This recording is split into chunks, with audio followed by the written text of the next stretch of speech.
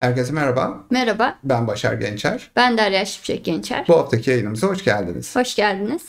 Evet Derya'cığım, şimdi Önce 19 Mayıs'ı kutlayalım. doğrudur. Gençlik ve Spor Bayramı'nı, Atatürk'ün bize emanetini kutluyoruz. Evet, yayınımız esnasında 19 Mayıs'ta gireceğiz muhtemelen. Büyük ihtimalle pazar gecesi yayınımızı gerçekleştiriyoruz. Şimdi her şey yolundaysa Derya'cığım, evet dediğimiz vakitte başlayabildik en azından bu akşam. Geçişimizi yapıyoruz ve de sendeyiz. Evet, gökyüzünde İkizler Burcu'nda bir yeni ay gerçekleşecek. Bu yeni ay ile Merkür birleşim açısı içerisinde Plüto üçgen açı yapıyor. Yine Neptün ve Satürn de sekstil açı yapıyorlar. Bu pencereden baktığımızda tabii Merkür bu arada Mirfak sabit yıldızı ile birleşiyor. Satürn Şiat'la birleşiyor.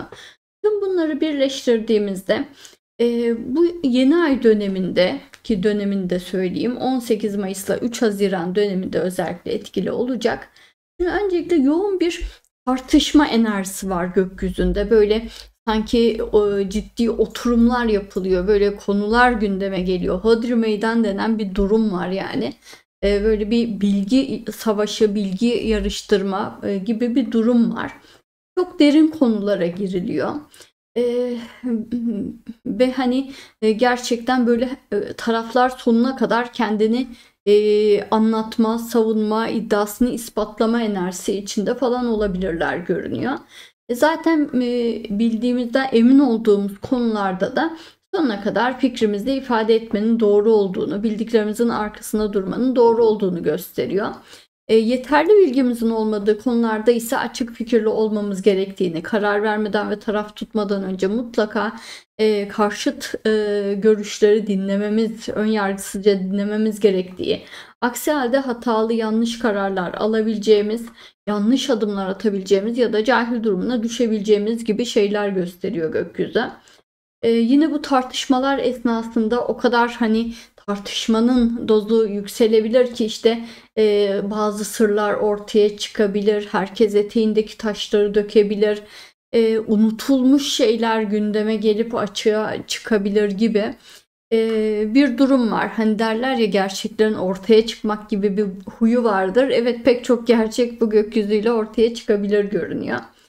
Bir yönden bu gökyüzü aslında akıl, mantık ve bilginin zaferini gösteriyor gibi. Ama bir yandan da böyle sanki bu tartışmalar bilinçli bir şekilde tetikleniyor, bilinçli bir şekilde manipüle edilerek yapılıyor gibi, yönlendiriliyor gibi bir durum var. Yani sanki sinsice birileri böyle birileri tartışsın, bir konular gündeme gelsin, konuşulsun istiyor gibi. Ve hani tüm dikkatleri belirli bir noktaya çekmek isteyen birileri var gibi bir enerji var. Herkes bir yere baksın, bir şeye baksın, geri hiçbir şeye bakmasın isteniyor gibi bir durum var. Bundan dolayı da hani herkesin dikkati bir noktaya çevrilmişken de hiç bakılmayan, gözden kaçan bir noktada da aleyhimize gelişmeler olabileceği anlamına geliyor. O yüzden dikkat etmek gerekiyor. Yani birileri büyük bir komplo kurmuş olabilir ve bu komployu gizlemek için de dikkatleri başka bir yere çekmeye, algıyı başka bir yere yönlendirmeye çalışıyor olabilir. O yüzden de hani kim bizi tartışmaya doğru iterse bugünlerde bakmalıyız. Yani neden bizi itiyor, bundan bir çıkarı var mı, derdi ne yapmaya çalışıyor diye bizi yönlendiren herkese böyle kuşkucu, şüpheci gözlerle bakmalıyız görünüyor. Yani hayatımızda böyle gökyüzünü genel planda anlatsam da hayatımızda hani bir tartışmaların içinde kalabileceğimiz ve burada aslında bizi o tartışmaya kim sürüklüyor, kim böyle ilk lafı söylüyor ya da bir imada bulunuyor, nereden böyle tetikleniyoruz, bunlara bir bakmakta fayda var. Çünkü bunu yapan kişinin aslında başka bir planı var ve bir komplo kuruyor olabilir diyor gökyüzü. Derya'cığım, takipçilerimiz merak etmişler. Kapak görselinde anlatılan komplo tam neye işaret ediyor şeklinde. Hı Ama burada hı. genel bir komplo olabilitesi olan bir olay ya da bazı konuşmacıların manipüle edilmiş olabilme ihtimalleri gibi detaylar var değil mi? Evet. Yani şimdi yükselenlere göre tabii daha hayatlarımıza dokunur şekilde anlatacağız.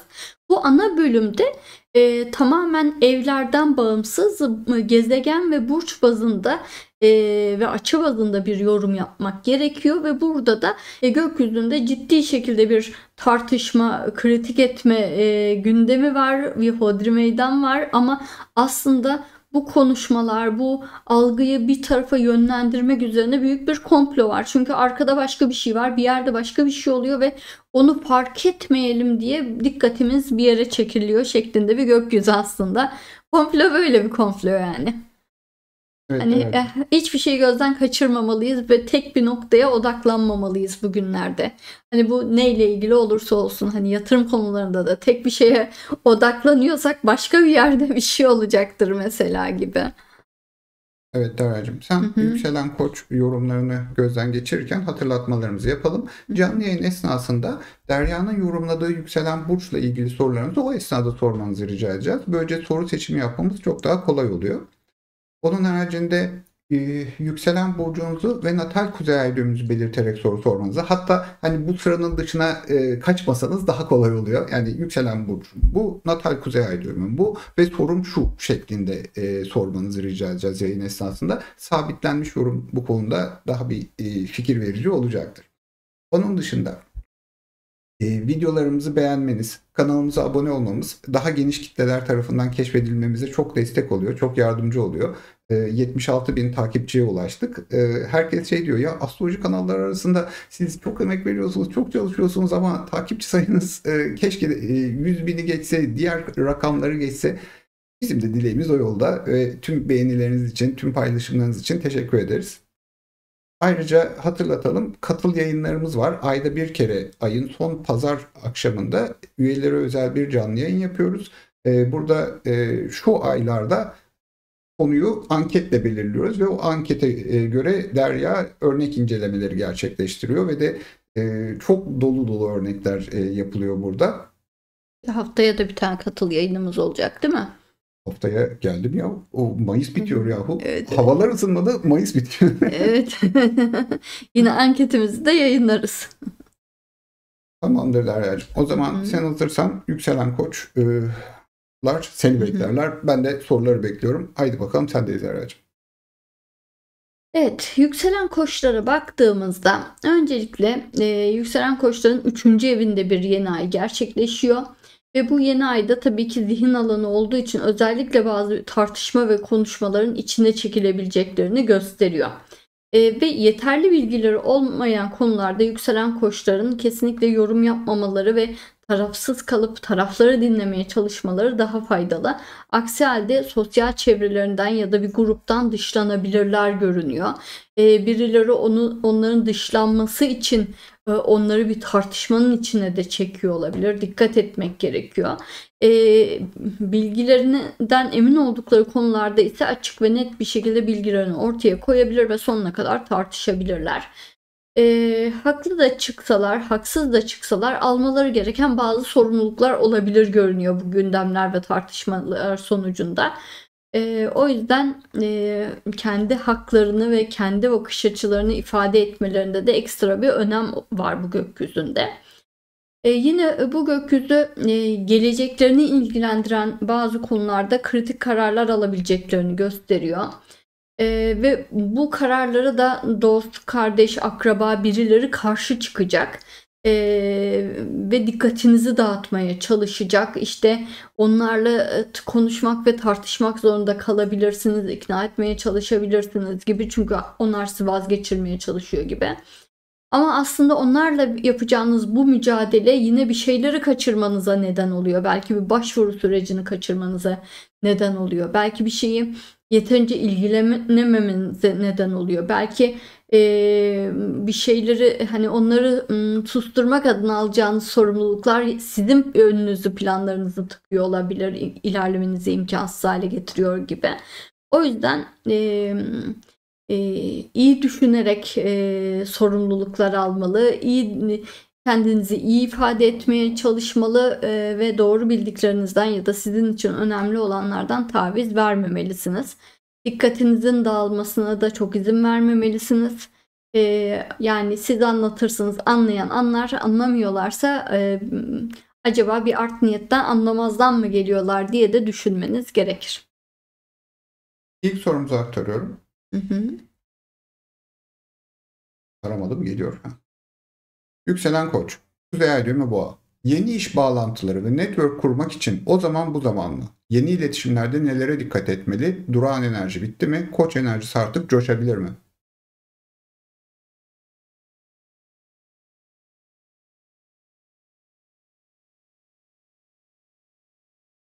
Koç enerjisi tabii ki, yani Neptün geldi, Satürn de oraya geçmek üzere haftaya, onu da anlatacağız zaten.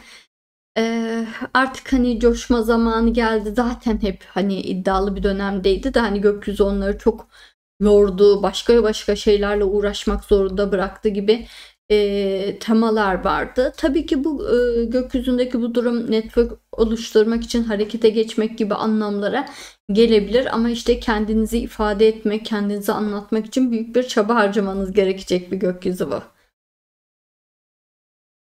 Kuzey Ay düğüm Boğa olduğunuzda da hani her ne kadar yükselen Koç da olsanız hiçbir şey için acele etmemek, hızlıca adım atmaya çalışmamak daha önemli. Sakin ve emin adımlarla ilerlemeniz gerektiğini hatırlatın. Gökyüzü ne kadar hızlı olursa olsun siz Kuzey Ay düğüm Boğa'ya gittiğiniz için size özgü olan ritim size hep biraz daha yavaş gelecektir. Bu da sizin için hayırlı ve güzeldir. Bunu hatırlamaya çalışın. Diğer sorumuza geçiyoruz. Ups. Evet. Yükselen Koç, Kuzey Ay düğümü Oğlak. Maddi olarak çok zorlandığım bir dönemdeyim. Yeni işe başladım. Maddi olarak ne zaman rahat bir nefes alabilirim? Teşekkürler.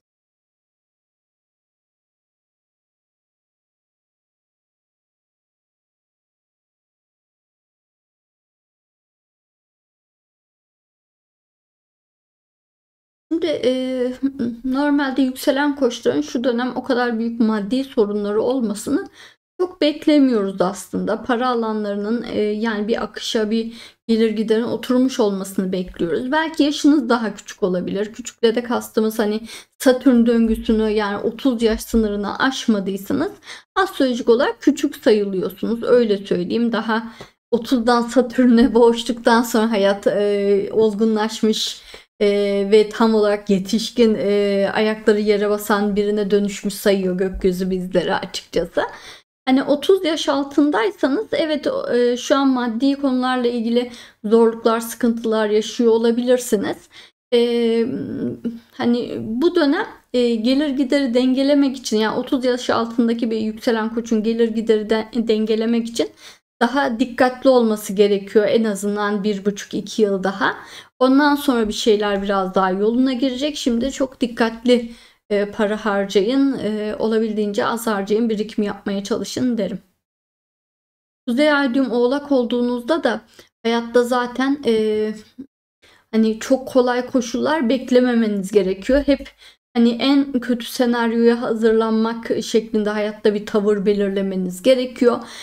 Sadece şey çok güzeldir. 10. ev Kuzey Ay düğüm Oğlak olunca hani aslında kendiniz için doğru hedefleri istiyorsunuz. Büyük hedefler belirlediniz ve belirlemeniz de gayet doğru bir karar. Siz o yönde ilerleyin. Adım adım hayatta yükseleceksiniz. Diğer sorumuza geçiyorum. Hı hı.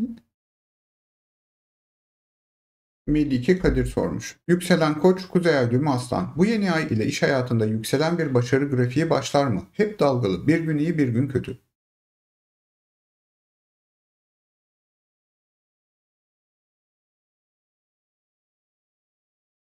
Şu an bu bir gün iyi bir gün kötüyü yaratan temel şey Kuzey Ay düğümü 12. Oradaki Satürn işte daha yeni bitirecek ki bir daha gelecek, bir daha gidecek. Onunla bağlantılı bir iyi kötü, bir iyi iniş çıkışlar, bir kaderden beklenmedik şeyler var. Ama kader sizi ne kadar çok sarsıyorsa ödülü de o kadar büyük olacaktır. O yüzden hani bunu büyük bir sorun olarak görmemeye, sadece kaderin sizi bir yere doğru itmeye çalıştığı şeklinde düşünmeye çalışın.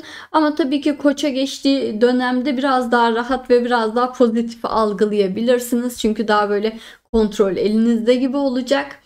onu gösterir. Kuzey ay düğüm Aslan olduğunuzdaysa hayatta zaten daha iddialı olmanız, daha kendinizi göstermeniz gerektiği için de gökyüzü birazcık sizi sarsıyor olabilir.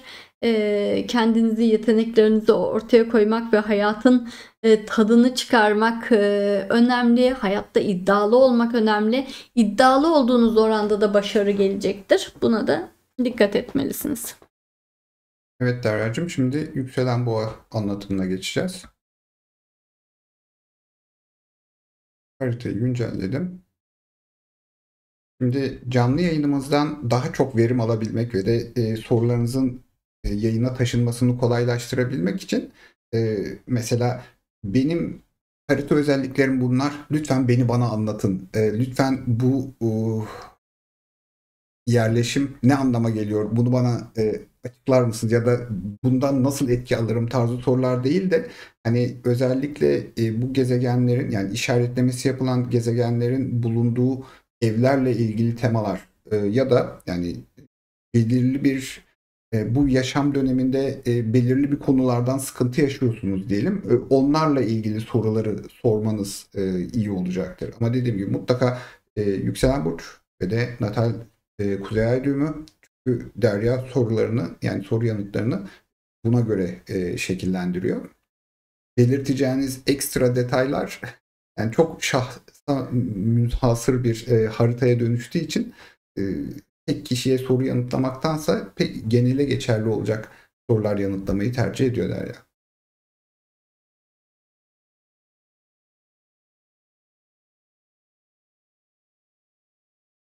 Hazırsan Derya'cığım, Hı hı. sendeyiz. Yükselen boğalara baktığımızda ikinci evlerinde bir yeni ay gerçekleşecek. Bu yeni ay tabii ki ya çok büyük bir kazanç elde etmeleri ya da işte maddi olarak büyük bir zarar görmeleri anlamına gelebilir. İki uçlu da yaşanabilir.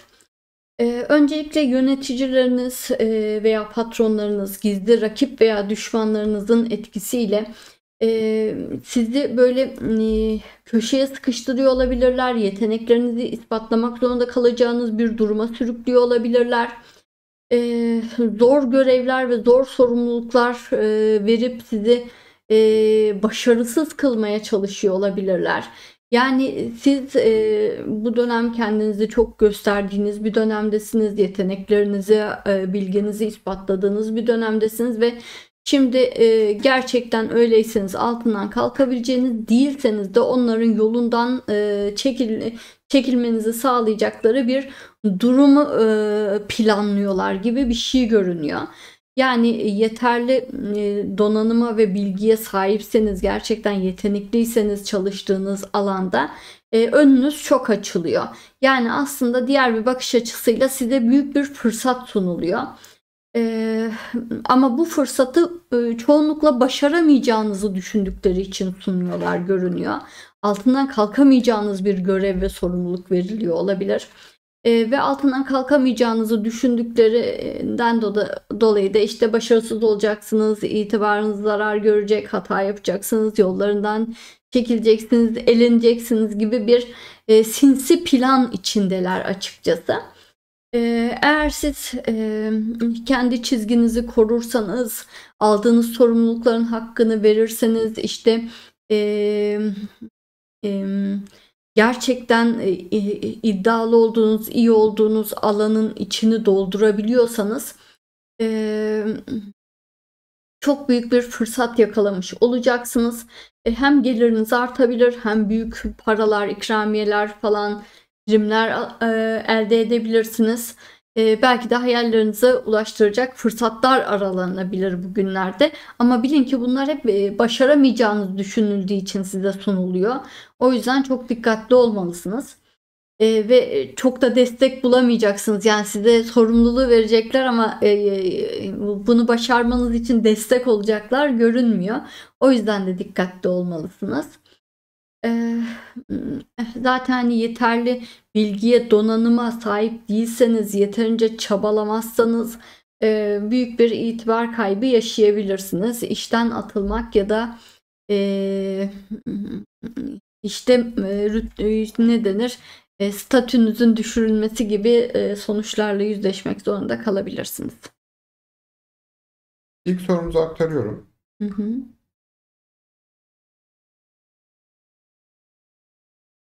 Ayşenur Çaycı sormuş. Hı hı. Yükselen boğa, kuzey ay düğümü akrep. Bu yeni ay ile kariyerle ilgili nelere dikkat etmeliyiz? Özellikle Satürn döngümüzdeysek. Zaten full kariyer anlattım ya. O zaman tamam. İşte hani kariyerle ilgili dikkat edilmesi gereken büyük bir fırsat veriliyor gibi ama aslında bu bir deneme gibi, yani başaramayacağınız düşünüldüğü için verilen bir fırsat gibi. Satürn balıksanız apayrı, Satürn koçsanız apayrı bir hikaye yaşanacak. Satürn koçsanız gerçekten altından kalkmanız biraz zor olabilir. Çok daha sıkı sarılın. Güzel. Kuzey ay düğüm akrep olduğunuzdaysa da işte bu entrika ve komplolara çok daha fazla dikkat etmeniz lazım. Çünkü çok fazla rakibiniz var, çok fazla düşmanınız var. Yani çok tetikte olmanız gereken bir harita anlamına gelir. O zaman diğer sorumuza geçiyorum.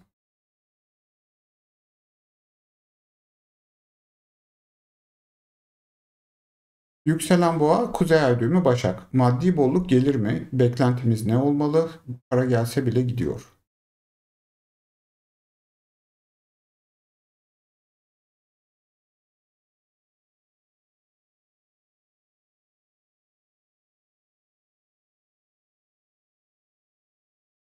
Yükselen boğalar para akışı anlamında aslında rahat bir dönemdeler. Para akışı ile ilgili bir sorun şu an gözükmüyor.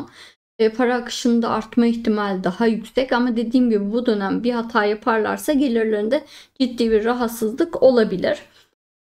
Ama temelde bu hata yapmasanız artan bir ritimde ilerleyen bir gelir durumu var. Çünkü boğa, yükselen boğa için hani en önemli şey güvende olmak, maddi olarak güvende olmak olduğu için zaten bu konular hep bilincinizdeydi ve bu konuları yoluna koyabilecek pek çok şans, fırsat verdi gökyüzü ve şimdi bunu adım adım da arttırdığınız bir süreçte olduğunuzu gösteriyor büyük bir hata yapmadıkça. Yani para gelse bile gidiyor. Belki işte hayalleriniz nedeniyle olabilir, idealleriniz nedeniyle olabilir. Bunlardan dolayı paralar harcıyor ve gidiyor olabilir. Ya da başkalarını fazla düşünüyor olabilirsiniz. Kuzey ay düğüm başak biri olarak da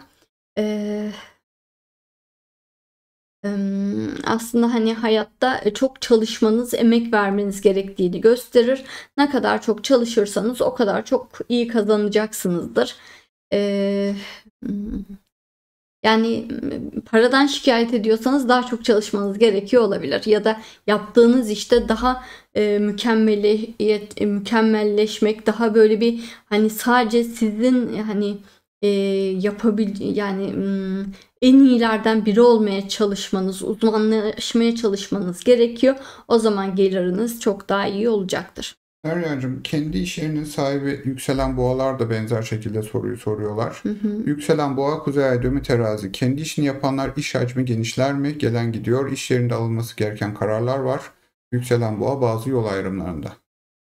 Yani kendi işinizi yaptığınızda da değişmiyor. Size hani önemli görevler veriliyor. Yani bu hani bir şirkette çalışıp görev verilmesi de olabilir. Siz hani kendi işinizi yapıyorsunuzdur. Rakipler ve düşmanlar size büyük bir işin gelmesine vesile oluyor olabilir. Ama özünde sizin altından kalkamayıp piyasadan silinmeniz için yapılıyor. Yani değişen bir şey yok. Büyük bir iş geliyor. Büyük bir fırsat geliyor. Yani iş hacmi genişliyor. Ama bu altından kalkılması gerçekten zor bir iş olarak görünüyor. O yüzden dikkatli olmalısınız. Yani altından kalkamayacağınız bir şeyi almamalısınız. Son sorumuz yükselen boğa. Ay düğümüne bakmadım ama. Geri geldik. Kuzey ay düğümü terazi. Kuzey ay düğümü terazi olduğunuzda da mutlaka özellikle çalışanlarınızla çok iyi ilişkilerinizin olması gerekiyor kendi işinizi yaptığınızda. Onlarla böyle aile gibi olmanız ve onlara böyle sağ kolunuz gibi yaklaşmanız ve onları hiç ayırmamanız. Yani çok sağlam bir kadro oluşturup onları hani sizde işe girip sizden emekli olacakları şekilde bir düzen kurarsanız o zaman sizin işiniz asla zarar görmez. İşiniz hep yükselir. Yani çalışanlarınız en önemli konudur haritada. Yükselen boğa, kuzey ay düğümü yengeç. Kurumsal iş yaşamından artık ayrılmak istiyorum ama finansal kaygılar engel oluyor. Bunun zamanı geliyor mu?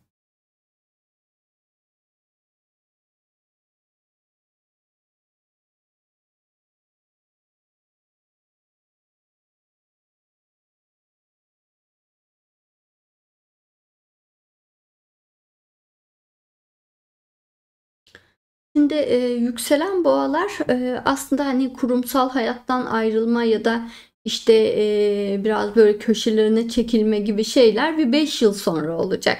5 yıl sonra bayağı sakinleyecek hayat. Yani ondan sonra daha huzur, dingin, rahat. Yani bir 5 yılınız var gibi önünüzde düşünebilirsiniz. Şimdi olabildiğince mücadele etme dönemindesiniz hala. Hatta hani hayat güney ay düğümü de 5'e koyarak yani bütün keyfi, eğlenceyi, hobiyi, her şeyi böyle durdur, sadece çalış dediği bir dönemde.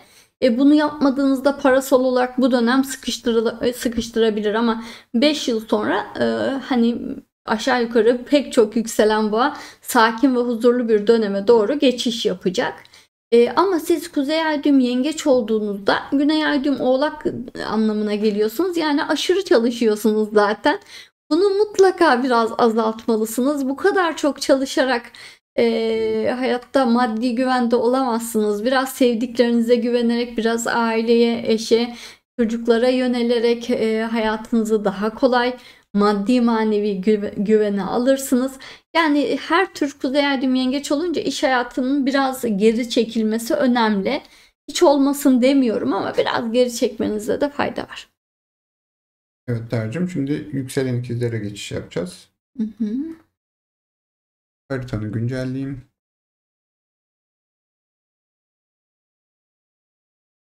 Bir yandan sorulara odaklanıyor olacağız. Yükselen gelmeden önce sorulmuş sorular bazen arada kaybolabiliyor. O yüzden şimdi yükselen ikizlerle ilgili olan soruların gönderilmesi seçim yapmamızı kolaylaştıracaktır.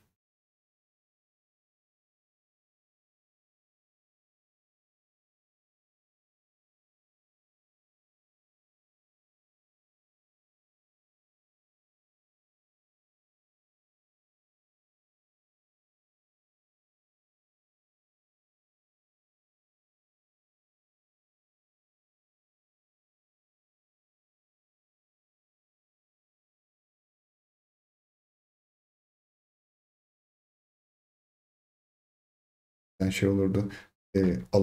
Alıcılarınızın ayarlarıyla oynamayınız. Görüntü durmadı, ses kesilmedi, merak etmeyin. Sen hazırsan Derya'cığım başlayabilirsin. Sendeyiz. Yükselen ikizlere baktığımızda öncelikle burçlarında, yükselen burçlarında gerçekleşen bir yeni ay söz konusu. Bu da sanki tüm sahne ışıklarının ikizler yükselenlere üzerine doğru çevrildiğini, tüm dikkatleri üzerlerine çektikleri gibi anlamlara geliyor. Pek çok konuda fikriniz sorulabilir ya da bir konuda fikir beyan ettiğinizde dikkatler üzerinize çevrilebilir. Derin tartışmalar ve polemikler içine çekilebilirsiniz. Çoğunlukla kazanan siz olacaksınız görünüyor ama hani bilin ki sürekli bir yerlerde bir şeyler konuşuyor ve bir şeyler anlatmaya çalışıyorken kendinizi bulabilirsiniz. Bu da gayet normal görünüyor. Aslında hani bu derece ön plana çıkmanızın arka plandaki nedeni aslında kariyerde kendinizi, değerinizi ispatlamaya başlamış olmanız, yükselmeye başlamış olmanız, önünüzün açılmaya başlamış olması olabilir. Çünkü birilerinin dikkatini çekmeye başladınız. Bu yüzden de sizden faydalanmaya çalışanlar da olabilir. Ya da size önemli tekliflerle gelip size büyük sorumluluklar yüklemeye çalışanlar da olabilir. Belki de işte hani çok hızlandınız ve hayatta çok iyi ilerlemeye başlıyorsunuz diye fark eden birileri size işte kontrol etmek için size önemli fırsatlar sunuyor olabilir. Yani mesela işte patronunuz ya da yöneticiniz ayrılıp kendi işinizi kurmamanız için size terfi ettiriyor, zam yapıyor olabilir gibi. Yani bir şekilde değerinizin anlaşıldığı bir dönemdesiniz ve bu anlaşılmadan dolayı birileri sizi kontrol etmeye çalışıyor, birileri sizden faydalanmaya çalışıyor, birileri sizi ön plana çıkararak daha da güçlendirmeye çalışıyor. Herkesin sizinle ilgili bir planı olabilir görünüyor. O yüzden dikkatli olmalısınız.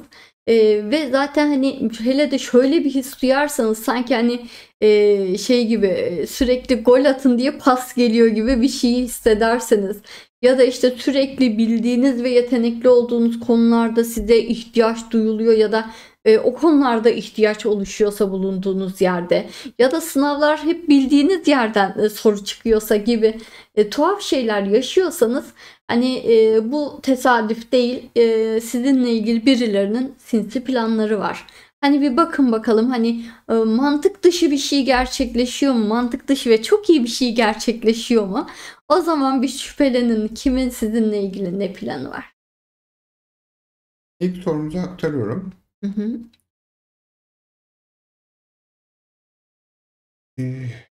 Evet. Yükselen ikizler Kuzey Ay düğüm Başak için. İş yerinde yer değiştirmek, ekip değiştirmek isteyen yükselen ikizler bu dönem iş arkadaşları ya da yöneticiler tarafından yanlış yönlendirilir mi?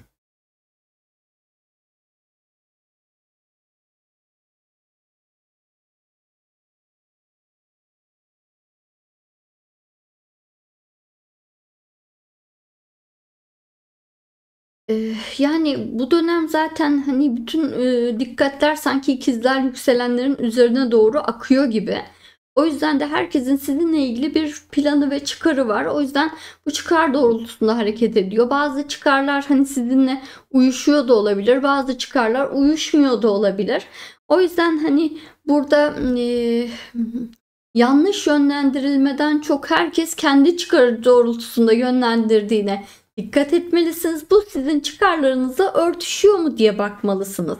Direkt kötü niyetli bir şey gibi görünmüyor burada. Yani sadece hani değeriniz anlaşıldı. Herkes de bunu kendi çıkarına manipüle etmeye çalışıyor sizi yani. Böyle bir şey var. Kuzey Ay düğüm Başak olduğunuzda ise tabii ki yönlendirilmelere karşı daha dikkatli olmanız gerekiyor Güney Ay düğüm Balık olduğunda. Bu dönem çok tehlikeli değil ama siz özellikle kendi içinizde derin kritikler yaparak hani çok düşünerek bazı kararları almanızda fayda var görünüyor.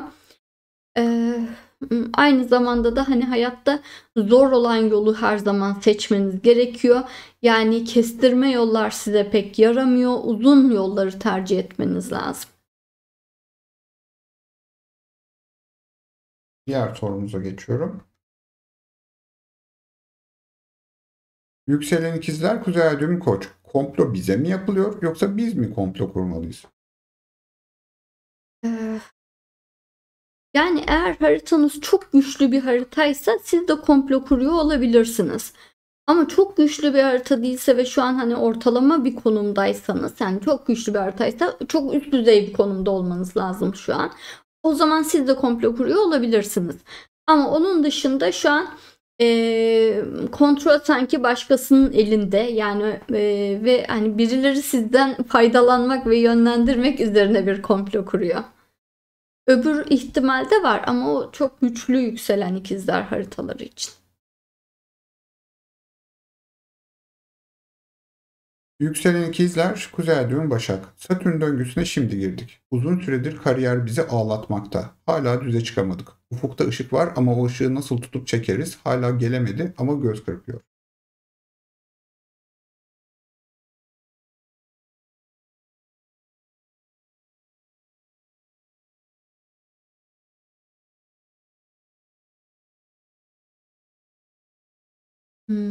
Şimdi tabii Satürn'ünüz Koç olduğunda hani yükselen ikizler olup Satürn'ünüz Koç olduğunda hani şu an gökyüzündeki o iniş çıkış ve siz, savrulma enerjisini daha uzun yaşayacaksınız doğal olarak çünkü Satürn'ünüz Koç.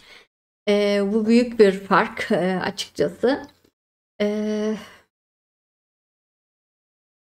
Eee, Düze çıkamamanız normal yani sizin aslında pek çok yükselen ikizler artık çıkış enerjisi netleşmeye, yükselmeye doğru geçti ama sizin biraz daha böyle o savrulma enerjisi devam edecek. Bunu haftaya Satürn'le anlatırken daha uzun uzun anlatacağım zaten. Hani Satürn ne yapıyor bu koçta, Neptün'le beraber geldi de ne oluyor?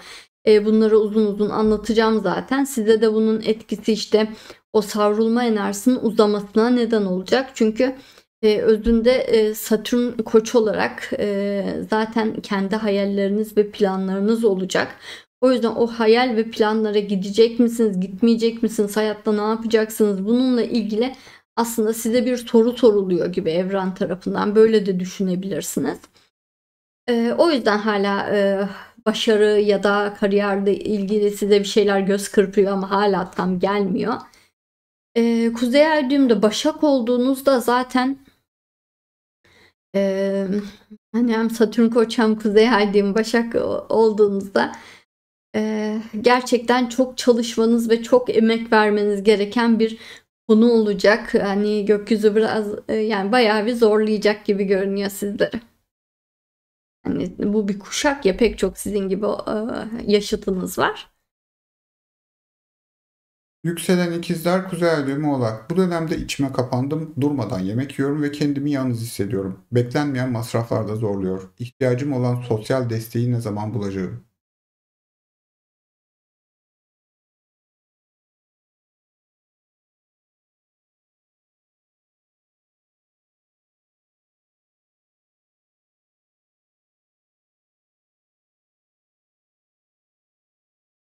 Şimdi yükselen ikizler evet çok sosyal bir burçtur. Yani ikizler enerjisi en sosyal olandır. Çok insan tanıyandır.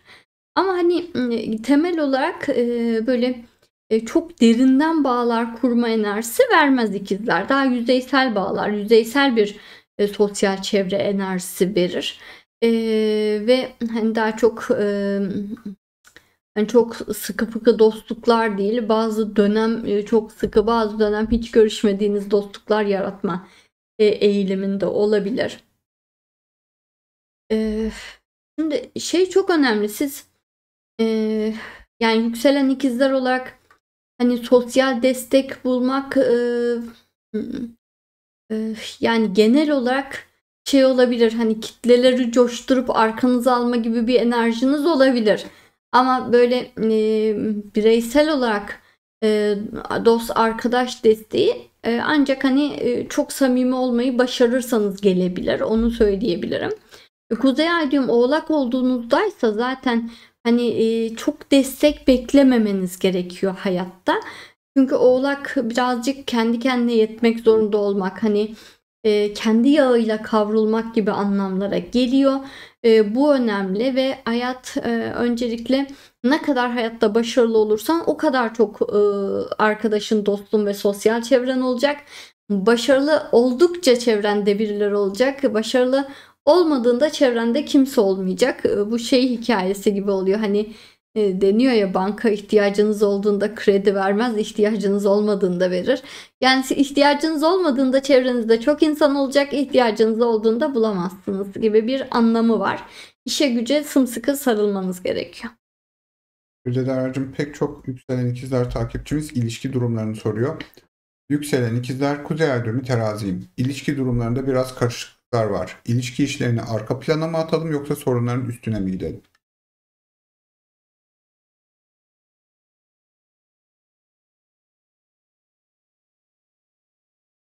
Şimdi gökyüzünde her şeyin üzerine gitme üzerine bir enerji var. Yani hiçbir şey geri plana atma, görmezden gelme, üzerine dümdüz git, hodri meydan diyen bir gökyüzü var. O yüzden konu ilişkide olduğunda geride durmamak ve sorunların üstüne gitmek gerekiyor. Temel olarak yükselen ikizler için hala kariyer çok önemli bir noktada. Aşk ve ilişki alanını serbest bıraktı ama hani direkt oraya da bonuslar yollayan bir enerji akıtmadı. Düzelecek, gerçi ikizler çok kolay ilişki bulur, oralar rahatlayacak falan ama ya da ilişki alanlarında başarılıdır ama Yine de şu an kariyer alanı, gelecek alanı çok daha önemli halde olduğu için buraya biraz daha odaklanmanızı istiyor olabilir. Ancak siz Kuzey Ay düğümü terazi olduğunuzda tamamen ilişkiye odaklanmalısınız. İlişki ön planda. İlişkiyle ilgili gelecek planları yapmalısınız. Yani ilişkiyi yoluna koymak, çözmek ve hani daha güzel ve daha sağlam bir ilişki haline getirmek için tüm enerjinizi bu yöne harcayabilirsiniz. Çünkü Kuzey Ay düğüm terazi 5. evsiniz.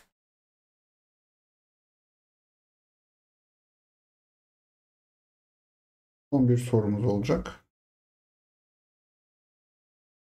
Yükselen ikizler, Kuzey Ay düğümü balık 10. ev. İş alanı ne zaman düzelir? Sürekli bir türbülans var. Para konularında da, ilişki konularında da sıkıntı var. Bunu türbülans ve iş alanı olarak değerlendir.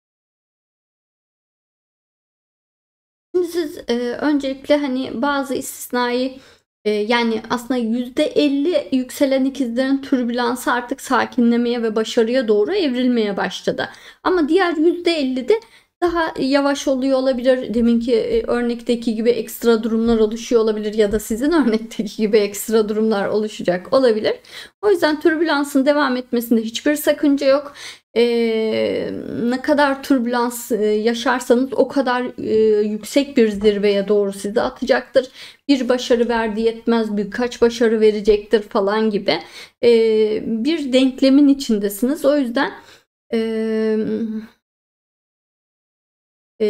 yani her şey yolunda diyebilirim. Kuzey Ay düğüm balık olduğunuzdaysa zaten hani sizi gerçekten tam bir türbülansa aldı. Çünkü 10. evinizde Kuzey Ay düğüm balık var. Kendinizi bulunduğunuz noktadan bambaşka bir noktaya doğru sarılacak. Yani bu yılın başında hayatta nasıl başladı? Yani bu yılın başında ne konumdaysanız 1,5 yıl yani seneye yaza doğru işte yaz gibi bambaşka bir noktaya dönüşmüş bulacaksınız. Bu bambaşka bir nokta hem kariyer hem özel hayat hem yani ilişkiler, para her anlamda bambaşka bir noktada bulacaksınız kendinizi. Yani sizin türbülans sağlam bir türbülans yani çok kavuracak daha. Evet Derya'cığım. Şimdi yengeçe geçeceğiz.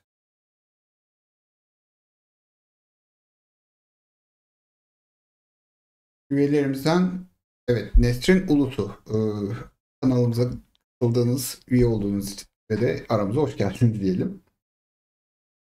Ve de kanala üye olduğunuzda geriye dönük olarak yaptığımız bütün katılı özel yayınlara da erişebiliyorsunuz ki hepsini izlemek artık 8-10 saat gibi bir süre alacaktır. Kolay gelsin diyoruz şu noktada. Ki özellikle birinci katıl yayını nasıl bir harita yorumlama yapılır konusunda bayağı temel düzeyde bilgiler içeriyor. Oradan başlamanızı öneririz. Birinci videodan başlamak. Gene üyelerimizden Elif Kavcı Hanım sormuş. Bu yeni ayın etki süresi ne kadar hocam? Akrep Dolunayı gibi bir yıllık mı?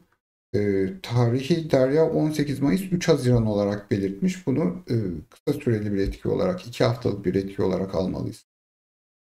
Üyelerimizden Bilgi Hanım sormuş. Yükselen ikizler, Kuzey Ay düğümü boğa 6 derece ikizler 12. evime denk geliyor. Yükselen yengeci mi dinlemem gerekir? Hani burada sırasından anlayabildiğim kadarıyla yükselen ikizler 12. evden başlıyor ama hani yükselen dereceniz eğer 6 derece ise o zaman siz ikizleri değil boğayı dinle. Yani hem yükselen boğayı hem yükselen ikizleri dinlemelisiniz. Burada kuralımız neydi? 10-10-10 şeklinde. Eğer ilk 10 derecedeyse önceki yükselen ve kendi yükseleniniz, eğer 10 ila 20 derece arasındaysa önceki yükselen, kendi yükseleniniz ve sonraki yükselen. Şimdileri kaç kere söyledim bu yayınlarda bilmiyorum ama 20 ile 29-59 arasındaysa kendi yükseleniniz ve sonraki yükseleni dinlemeniz gerekiyor. Ya da başka bir takipçimizin sorduğu gibi bu yeni ay Güneş ikizleri Güneş ikizleri ayrı bir etkisi var mı? Hani şu var. Siz 6 derece ikizlere ne kadar yakın güneşiniz? Yani gidip de 29 derecedeyse doğrudan ikizler güneş ikizleri olarak etki almazsınız ama hani 1 dereceyle 11-12 dereceler arasındaysa gezegenleriniz, pek çok gezegeniniz varsa ana temada anlatılan etkiyi daha yani daha güçlü şekilde yaşarsınız. Hazır mıyız Hı Derya'cığım? hı. O zaman yükselen yengeç. Sendeyiz. Yükselen yengeçlere baktığımızda İkizler Burcu'nda bir yeni ay gerçekleşiyor ve 12. evinizde. Biliyorsunuz 12. ev astrolojik olarak çok sıkıntılı bir ev. Her yıl bu evde bir kere bir dolunay, bir yeni ay gerçekleşiyor zaten sizin için de her yükselen için olduğu gibi. Şimdi öncelikle böyle sizin dışınızda bir tartışma ve kavga durumu yaşanıyor görünüyor gökyüzünde. Ve hani şahit oluyorsunuz. Böyle çevrenizdeki birileri birbirlerine giriyor olabilirler görünüyor. Herkes böyle eteğindeki taşları döküyor. Karşılıklı birbirlerinin sırlarını ifşa ediyor. Böyle şok olabilirsiniz. Bazı şeyler ağzınız açık kalabilir yani. Hani söyleyecekleri şeyleri, kuracakları cümlelere gerçekten çok şaşırabilirsiniz. Özellikle de şöyle bir durum oluşabilir. Yani öyle şeyler söyleyebilirler ki sizi ve hayallerinizi hiç umursamadan sizi de bağlamayan planlar yapmış olabilirler. İyi niyetinizi suistimal ettiklerini böyle kavga anında açık seçik o anlama gelecek cümleler edip farkında olmayabilirler gibi durumlar var. Kendinizi biraz kötü hissedebilirsiniz yani bunlardan dolayı. Ve özellikle sizden gizlenen de bazı gerçekler çok canınızı sıkabilir ve bu gerçekler para konularıyla ilgili olabilir. Bilmediğiniz büyük borçlar olabileceği gibi ortak mallarla ilgili bilmediğiniz kararlar alınmış, payınıza el konulmuş, payınız harcanmış, tüketilmiş falan olabilir görünüyor.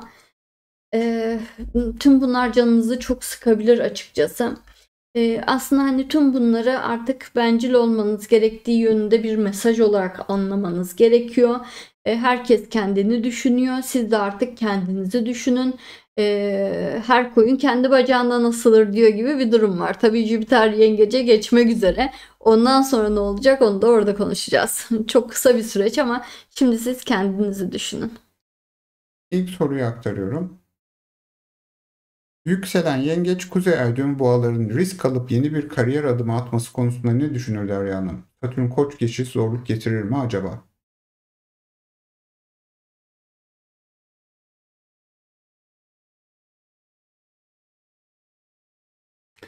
Şu an yükselen yengeçler risk alıp yeni bir kariyer adımı atmaları ya da bambaşka bir yöne gitmeleri konusunda gayet özgür oldukları bir dönemdeler.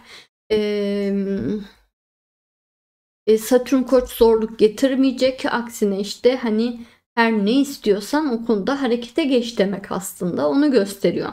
Ama Kuzey Ay düğüm boğa olduğunuzda risk alarak yapmayın bunu. Kaynaklarınız ne kadarsa o kaynaklara göre adım adım sakince ilerleyin. Yani yine harekete geçin ama hani ne bileyim 100 liranız varsa 100 liralık harekete geçin. 1000 liralık borca girerek harekete geçmeyin.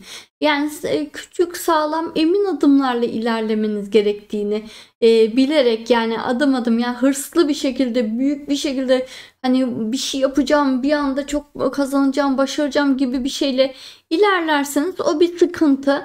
Öyle yapmadığınızda böyle bütçeniz kadar hareket edip çok riske girmeden, stres olmadan ilerlerseniz o zaman çok daha başarılı olacaksınız ve daha kolay olacak her şey. Diğer sorumuza geçiyorum.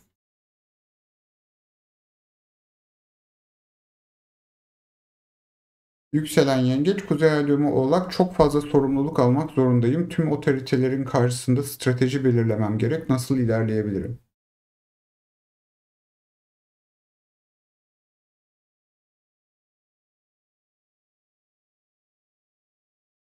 Şimdi yükselen yengeçler şu an tabii ki Satürn 10. eve gelmek üzere. Yani Koç'a geçecek zaten bu yeni ayda geçiyor zaten 25'inde geçecek.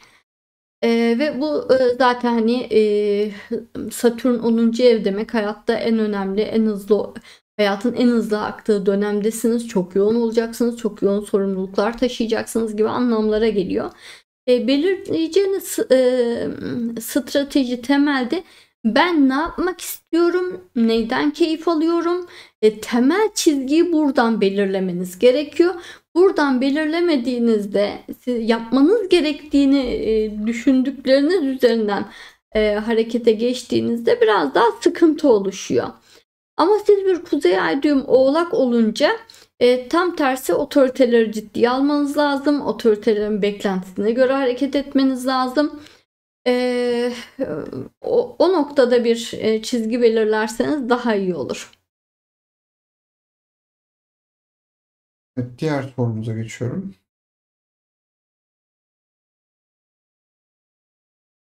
Yükselen Yengeç, Kuzey Ay düğümü İkizler. Yeni bir hayat kurmak istiyorum. Bu var olan tüm düzeni ve herkesi geride bırakmak anlamına geliyor. Bunun için doğru zaman mı? Jüpiter Yengeç'i mi beklemem gerek?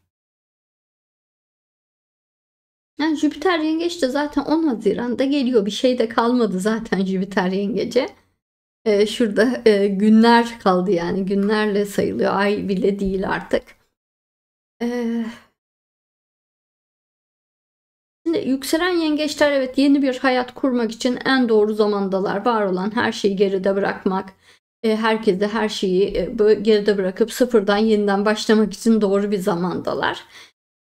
Sadece Kuzey Ay düğüm İkizler olduğunuzda dikkat etmeniz gereken burada çılgın adımlar değil, akıllı mantıklar, planlarla ve adımlarla ilerlemeniz gerektiği, böyle hani kervan yolda düzülür misali ilerlememeniz gerektiği, baştan planınızın net olması ve bu planı adım adım gerçekleştirerek ilerlemeniz gerektiği anlamına gelir. O zaman bir sorun yok. Jüpiter Yengeci hani şu saatten sonra bekleseniz de olur, beklemeseniz de olur, ama iş kuracaksanız tabii bekleyin. Yani Jüpiter en azından yengeç olsun.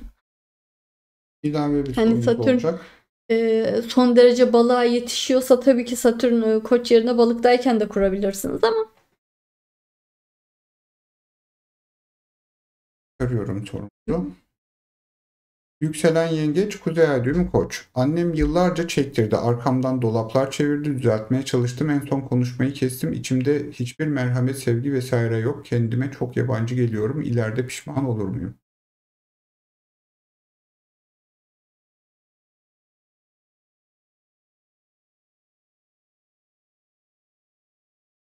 Şimdi, yükselen yengeçler aileleri tarafından biraz kullanılma ve sömürülme durumu yaşıyorlar. Çünkü çok vericiler, çok sevgi doluydular, çok sahipleniciler. O yüzden de aileler tabii ki onlara fazla nazlanıyor ve şımarıyor diyebiliriz açıkçası. Bir şekilde çok fazla müdahale ediyor, çok fazla yönlendiriyor da diyebiliriz kendi çıkarları doğrultusunda. O yüzden böyle hissetmeniz gayet hani normal. Çünkü oradan Güney Ay düğüm geçerken de bayağı yıpratmıştı. Belki işte bu yeni ay döneminde de pek çok şey duyacaksınız, öğreneceksiniz, daha da rahatsız olacaksınız gibi şeyler gösteriyor. Hani ileride pişman olup olmayacağınız ay düğümlerinizle şekillenecek bir konudur. Kuzey ay düğüm Koç olduğunuzda ileride pişman olmazsınız. Çünkü annenizin tamamen bencilce kendini düşündüğünü gösterir. Siz de onu örnek alarak tamamen bencilce kendinizi düşünerek kararlar almanız gerekiyor hayatta. Size uyuyorsa okey, tekrar görüşürsünüz, tekrar bir araya gelirsiniz. Size uymuyorsa görüşmezsiniz. Muhtemelen de o geri adım atacaktır zaten. Ama o zaman da mesafeyi iyi ayarlayın. Yani kuralları size yönlendirememesi doğrultusunda iyi ayarlayın. Hani astrolojinin en ilginç ve hala şaşırdığım yanlarından birisi bu. Herkes için genel geçer doğrular yok. Yani Evet. bazı doğrular belirli kişiler için iyi tavsiye ama belirli kişiler için onlara zarar veren bir duruma dönüşebiliyor. Tabii. Hani en büyük istisnayı ay düğümü yaratıyor ama duruma göre Satürn de istisna yaratıyor. Herkese özgü bambaşka yorumlar oluşuyor gördüğünüz gibi. Zaten yükselene göre farklı olduğu için 12 yükselene göre anlatıyoruz. O zaten temel bir fark. Gökyüzünde bir şey anlatılıyor ama hangi yükselene göre bunu yaşıyorsunuz? Sonra işte ay düğümünüze göre bunu nasıl düşünmelisiniz? Sonra işte Satürn'ünüze göre bunu nasıl düşünmelisiniz? Sonra Jüpiter'inize göre bunu nasıl düşünmelisiniz? Şeklinde pek çok istisna oluşuyor. Güzel tarafı bu aslında. Yani bir Her tane şeye göre adımız var. anlatamayız işte. Mümkün değil. Evet ama hani bilgileri herkes kendisi için toplaya gidiyor. Yani bu konuda hani bazı takipçilerimiz yapıyorlar. Kendi bir astroloji ajandaları oluyor ve bilgi kırıntılarını yaza yaza ve kendileriyle ilgili bir arşiv oluşuyor. Evet Dercim, sen yükselen aslan yorumlarına odaklanırken ASD DFSFS, yani hızlıca yazılmış bir YouTube ismi olan takipçimiz demiş ki yükselen yengecim diye üzülüyordum. Şimdi Kuzey Ay düğümü terazi diye üzülüyorum artık. Teşekkürler Derya Hanım. Barış Bey. Barış Bey kim acaba? Sen olmadın kesin. Ya şu var hani, e, mesela astroloji öğrenirken insan ilk başta bunlara üzülür. Oo, bir açık kalıbı varmış. Oo, bir sabit yıldız ne kadar güzel bir güç veriyormuş. Oo, işte asaletli gezegenler harikalar ama bunların hiçbiri bende yok tüh falan şeklinde. Daha astrolojiyi öğrenmeye devam ettikten sonra amanin iyi ki şu yerleşim bende yokmuş. Amanin şu açı iyi ki bana denk gelmemiş. Amanin transitte iyi ki şunu atlatmışım şeklinde bir elinde olanlara benimseme, sevme ve şükretme haline geçiş yapıyor. Bu da böyle bir şey. Ya zaten Kuzey Ay düğümünüzü beğenmeyeceksiniz. Zaten onu istemeyeceksiniz. Zaten onu sevmeyeceksiniz. Oyunun kuralı bu. Yani Güney Ay düğümüne herkes sıkı sıkıya sarılma, onun konfor alanından çıkmamayı istiyor. Ve de Kuzey Ay düğümünün size vaat ettiği şeyler, onu ben niye isteyeyim ki diyebilirsiniz ama hani işin hilesi orada. Yani onu yaşamaya, onu gerçekleştirme misyonuyla, hedefiyle geldiniz. Büyük ödül orada yani. Bir de Wagner Mozart adlı takipçimiz demiş ki haftalıkta yorum yaparken örnek 6 ay 12 ay daha etkisi sürer mi? Şimdi bazı gökyüzü olaylarında sürebiliyor. Derya, hani oluşan bir açı kalıbının daha sonradan tekrar edebilmesi ya da orada o derecede bir tutulma olması gibi durumlara göre bunu özellikle anlatıyor üstüne dokunaraktan, ama zaten hani haftalık yorum diye bir şey yok. Yani aslında ayrı ayrı gökyüzü olayları var ama biz hayatımızı haftalar halinde yaşadığımız için, yani Babil döneminden beri böyle bildiğim kadarıyla haftalar pratikleştiriyor her şeyi. Biz kendi istediğimiz kalıplara sokarak anlamayı sevdiğimiz için öyle bakıyoruz. Hazır sanki Hı hı. sendeyiz. Yükselen aslanlara baktığımızda 11. evlerinde bir yeni ay gerçekleşiyor. Bu da öncelikle çevrelerinde birilerinin onları özellikle kışkırtabileceği, tartışmaların ve kavgaların içine çekebileceği anlamına geliyor. Ve özellikle manipüle edildikleri açık bir şekilde görülüyor. Yani net bir şekilde yükselen aslanlarda bir manipülasyon görünüyor. Yani birinin sinsi planları var ve bir şey yaptırmaya çalışıyor yükselen aslanlara. Aslında siz kendi planlarınız, kendi çizginiz doğrultusunda ilerlemeye çalışıyorsunuz. Kendinizi anlatmaya çalışıyorsunuz belki ama siz yani çok yükselen aslan açık ve net bir yükselendir, burçtur ve o yüzden de hani çok niyetiniz, hedefiniz çok belli olduğu için buna göre sizi yönlendirerek fayda sağlamaya çalışan insanlar olabilir. Ve tam böyle bir şeye de denk geliyorsunuz. Yani birileri sizi çok yoğun gaza getirecek görünüyor açıkçası. Damarınıza basacak ya da destekleyerek, pohpohlayarak harekete geçirecek. Ve tamamen gözü kara bir şekilde büyük riskler almanızı, böyle ortalığı tozlu dumana katmanızı istiyor. Yani böyle bir şekilde gaza getiriliyorsunuz. Yani büyük oyna, tüm riskleri göze al, herkese haddini bildir, sen en iyisisin falan gibi bir durum yaşıyor yükselen aslan. Sakin olmakta fayda var. Çünkü bilinçli bir şekilde böyle poflanıyorsunuz, gaza getiriliyorsunuz, kızdırılıyorsunuz gibi bir şey var. Ee, Eğer hani buna çok kapılırsanız gerçekten çok büyük riskler alabilirsiniz. Altından kalkamayacağınız sorumluluklar alabilirsiniz. Kendinizi çok zor bir durumda bırakabilirsiniz. Köşeye sıkışabilirsiniz. Yani biraz kontrollü hareket etmenizde fayda var. Ee, Yani hayatta tam ilerleyecekken her şeyin sıfırlanması gibi bir risk yaşayabilirsiniz. O yüzden gerçekten sakin olmalı, dikkatli davranmalısınız. Ama eğer tüm bu hani sinsi planlara yönlendiriliyor olmanıza rağmen yani ne hedeflediğiniz, ne noktaya gitmek istediğiniz belliyse ve hani bu noktada da cesaretlendirip yönlendiriliyorsanız bir miktar riske girmenizde böyle bir durumda fayda var. Yani o zaman bu rüzgarı arkanıza almalı ve ilerlemelisiniz. Yani hani zaten istediğiniz bir noktaya doğru savurmaya çalışıyorlarsa rüzgarı arkanıza alın ve ilerleyin. Özellikle de yönlendirilmeye çalıştığınız konu iş kurmaksa ya da bir sivil toplum kuruluşu kurmaksa ya da bir bir organizasyona, bir gruba, bir derneğe, bir vakfa girmek, orada görev almak, yönetime katılmaksa ya da direkt dernek ve vakıf kurmaksa ya da bir siyasi partiye çağrılıyorsanız ya da siyasi parti kurmak istiyorsanız, yani tabii durumunuza göre, ya da işte bir organizasyon ve festival düzenleme görevi size yıkılmaya çalışıyorsa falan, bu konularda özellikle bir miktar risk almanız faydanıza olabilir görünüyor. Ama onun dışında dikkatli bir şekilde risk alın, sorumluluk alın, dikkatli bir şekilde bu kadar gözü kara dimdik ilerleyin. Hani çok fena kışkırtılacaksınız, poflanacaksınız yani hani yani birilerini belki yıkmak istiyor, sizi yolluyor gibi bir şey var yani. Evet, ilk sorumuzu Hı aktarıyorum. hı. Yükselen Aslan ve Kuzey Ay düğümü Oğlak. İş hayatımda işler yoluna girmeye başlamışken aile hayatımda krizler çıkıyor. Çocuklarım zorluyorlar. İşimi ön plana aldığım için çok huzursuzum. Dengeyi nasıl kurabilirim?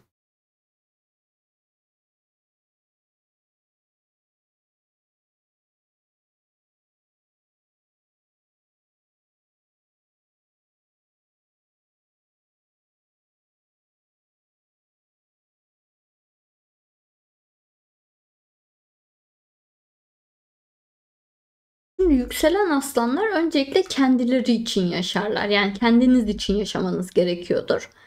Ve hani bu dönemde özellikle Satürn de bu kadar 9. eve kadar gelmişken şu an tamamen kendinize odaklanmanız gereken bir dönemdesiniz. İş, kariyer çok sıkı şu an. Oralara odaklanmanız gerekiyor. Hayattaki o büyük avınıza çıkmak üzeresiniz. Aslanın bir av hikayesi vardır. Büyük bir ava çıkmak üzeresiniz. Yani büyük bir başarının peşine düşmeniz gereken bir dönemdesiniz. O yüzden tamamen kariyere odaklanmanız gerekiyor. Kuzey Ay düğüm Oğlak olduğunuzda ise kariyere odaklanmanız daha da çok önem kazanıyor. Ailede krizler çıkması, siz Güney Ay düğüm Yengeç olduğunuz için size öyle geliyor. Siz oraya ne kadar ilgilenirseniz kriz daha çok büyüyecek. Siz ne kadar işe güce bakarsanız onlar kendi başlarına çaresine bakacaklar. Yani siz dikkatinizi verdiğiniz, siz ilgilendiğiniz ya da bunca zaman çok alıştırdığınız için o krizi çıkarıyorlar ya da sorun çıkarıyorlar. Ama merak etmeyin, onlar da kabullenecekler. Siz tamamen işe güce odaklanın. Onlarınki biraz gereksiz kapris gibi görünüyor. İkinci sorumuza geçiyoruz. Hı hı. Yükselen Aslan Kuzey Ay düğümü Yay. Yoluna sokamadığım tek şey aşk. Aşk gelir mi? Gelmesi için ne yapılmalı? Haftalardır hiç sorulmuyor. Umarım cevaplanır demiş.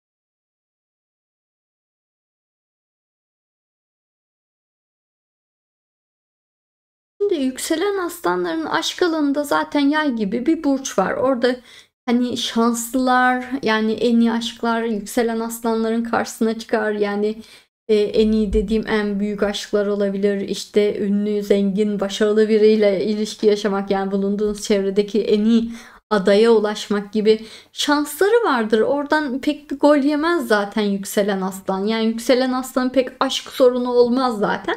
O yüzden de pek sorulmuyordur. Bu dönemde orada bir sorun var şeklinde bir enerji yok. Yay enerjisi de düzeldi zaten. Sizin sorun yaşamanızın temel sebebi Kuzey Ay düğüm Yay olmanızdan olabilir. Çünkü hani o alanı bilmiyorsunuz. Kuzey Ay düğümünün olduğu alanı bilmiyorsunuz. Orada size çok büyük fırsatlar var, çok güzel şeyler var ama onu bilmiyorsunuz anlamına gelir. Tabii ki bir Kuzey Ay düğüm Yay olarak hayatta her zaman eğlenceye, keyfe ve çılgınlığa zaman ayırmanız gerekiyor. Ve bu hani hobileriniz, bu eğlenceye değer verdiğinizde de orada zaten aşkı bulacaksınız.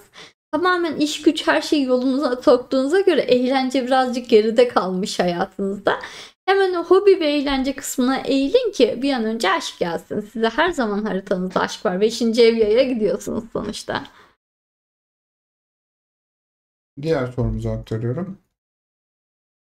Yükselen Aslan, Kuzey Ay düğümü Akrep.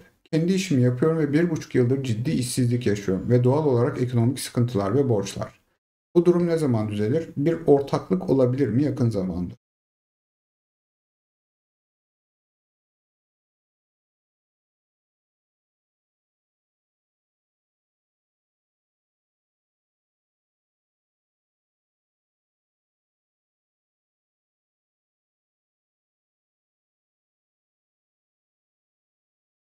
Şimdi yükselen aslanların temelde zaten bir ortaklık gibi şeylere zaten açık olmaları gerekiyor Plüto 7'ye geldiği için. Ee, Aslanlar temelde kendi işini yapma üzerine de zaten hani hep bir istekleri vardır. Orada da bir problem yok. Ekonomik sıkıntılar bu ay düğümleri nedeniyle birazcık oluyor ama hani yine de hani bir şeyler gitse de paranın da gelmesini bekliyoruz açıkçası. Belki sizin haritanızdaki temel sorun işte Kuzey Ay düğüm akrepten kaynaklanıyor olabilir.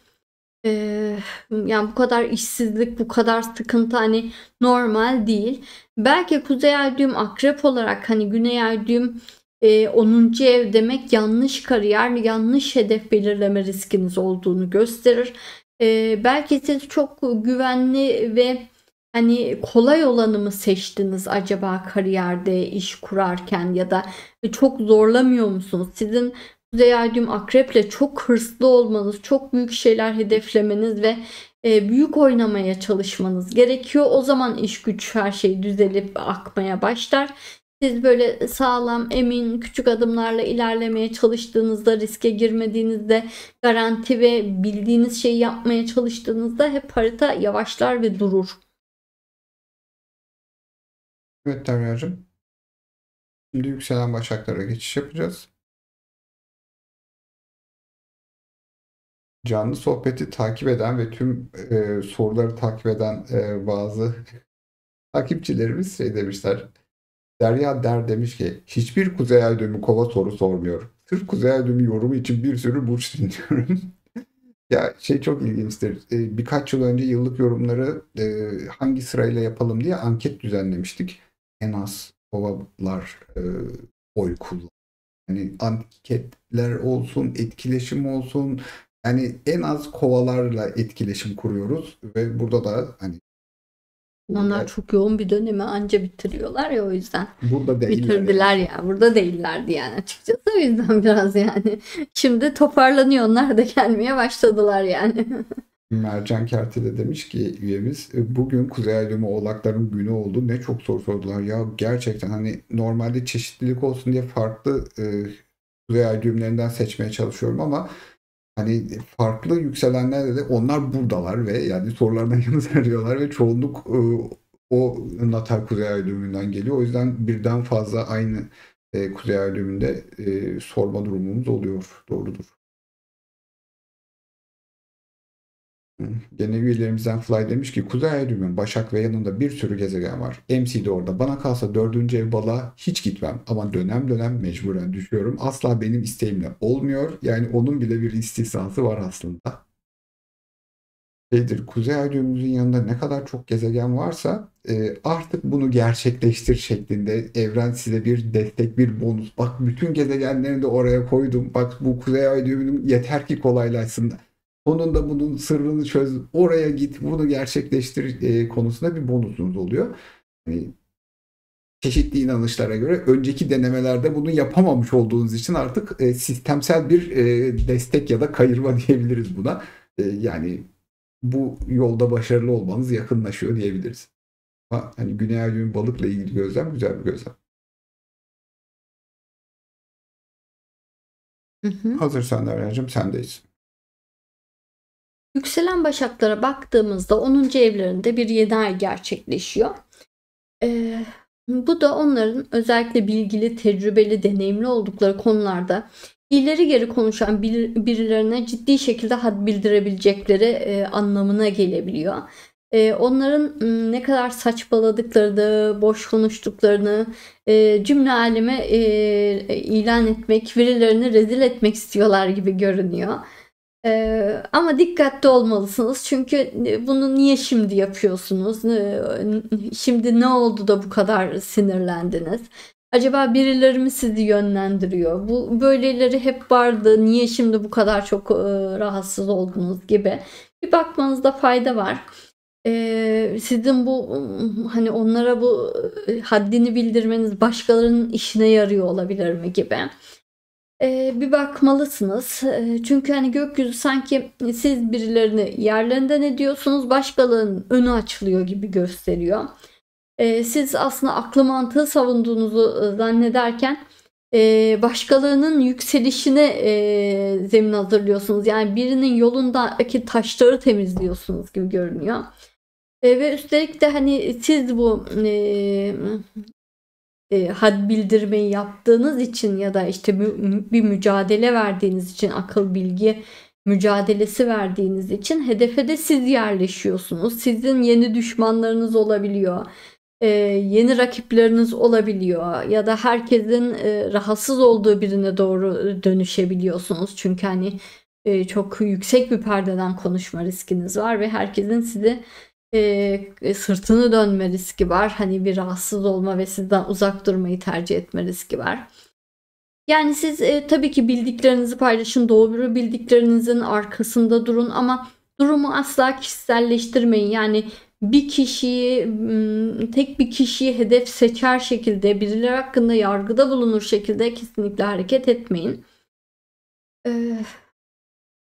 Belki de bugünlerde bu yeni ayla terfi etmeniz de söz konusu olabilir. Ama bu terfiyi de sizi sevip takdir ettikleri için değil, gerçekten size ihtiyaç duyulduğu için alacaksınız gibi görünüyor. Bu terfi aslında maddi manevi size çok şey de katabilir ama bir yandan da çok ağır sorumluluklar altına girmeniz anlamına geliyor. Yani bugünlerde sanki birileri size fırsatlar veriyor ya da sizi işte ön plana çıkarıyor. Birilerine böyle karşı dolduruyor, kızdırıyor. Yani bir şeyler var ama özellikle fırsatlar verildiğinde dikkat etmeniz gereken, yani birilerini yani size bir fırsat mı veriliyor yoksa birileri çok sıkıştı da sizi kurtarıcı olarak mı çağırıyorlar? Buna çok dikkat etmeniz lazım. Yani sizin de çıkarlarınız ve planlarınız doğrultusunda gelişmeler oluyorsa problem yok ama birileri sizin bilginizden, tecrübenizden, deneyiminizden faydalanmaya çalışıyor gibi görünüyor. Bir sorunu ya da büyük bir krizi size çözdürmeye çalışacaklar gibi görünüyor. İlk sorumuzu aktarıyorum. Yükselen Başak, Kuzey Ay düğümü Kova.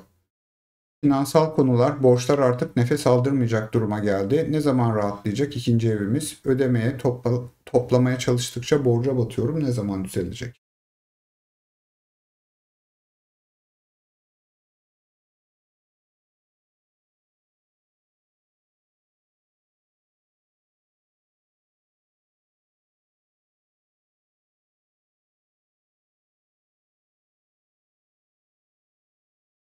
Şimdi yükselen başaklar aslında hayatta hep temkinli, dikkatli hareket ettikleri için hiçbir konuda böyle kolay kolay hani borca batmalar, işte ne bileyim büyük sorunlar falan pek yaşamazlar. Genellikle hani böyle dertleri olmaz.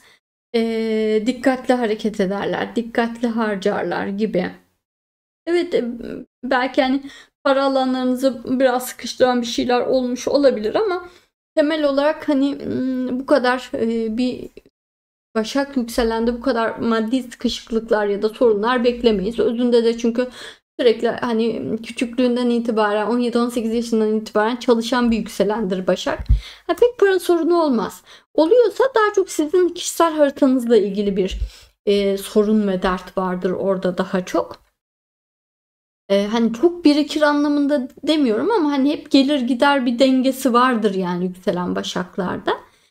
Sizin haritanızda öncelikle Kuzey Ay düğüm Kova olmanız nedeniyle bu sorunlar oluşmuş olabilir. Çünkü hani Kuzey Ay düğüm Kova olmanız Güney Ay düğüm Aslan olduğunuz anlamına gelir. Aslan hani enerjisi hep böyle hani hayatın tadını çıkarma, yeme, içme, harcama, böyle biraz har vurup harman savurma enerjisi taşır açıkçası. Ve hani Aslan o daha iyisini hak ediyorum, her şeyin en iyisini hak ediyorum enerjisi yüzünden böyle bütçesinin dışında harcamalar yapabilen bir Güney Ay düğümdür. Eee, Yani bunu yapmıyor bile olsanız, hani ben bir şekilde hani çok dikkatli hareket ediyorum, öyle biri değilim diyorsanız da Kuzey Ay düğüm Kova 6. ev olmak birazcık mütevazi yaşamak gerektiğini, halkın geneli gibi yaşamanız gerektiği anlamına gelir. Yani o halkın genelinin hani dışına çıktığınızda da hep ekside kalacağınız hani gibi anlamlara gelir. Kuzey Ay düğüm Kova biraz halktan olmak, halkı tanımak gibidir. O yüzden hani eee, eee, bu gelir gider dengesini oturtma yolunuz, yani ortalama bir semtte, ortalama bir binada yaşamanız gibi düşünmelisiniz. Hani ne bileyim son model telefonlar kullanmamanız falan gibi. Yani bu Kuzey Ay düğüm Kova biraz mütevazi olmayı, halk adamı olmayı falan içerir. Tabii aslandan gelip halk adamı olmak çok zordur. Hani o yüzden çok zor bir sınavdır gerçekten Kuzey Ay düğüm Kova'ya gitmek, ama hani Kova'ya gitmediğinizde de işte hep böyle gelir gider uçurumuyla yaşama riski oluşur. Diğer sorumuza geçiyoruz.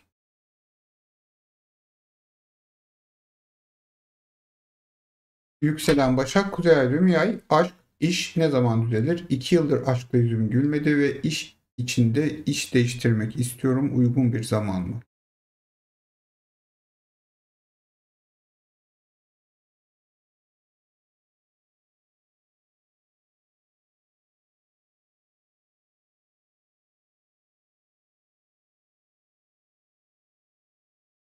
Şimdi yükselen başaklar hani hayatta her zaman çalışıyorlar. Bir çalışma vurgusu var. Başak yükselince zaten.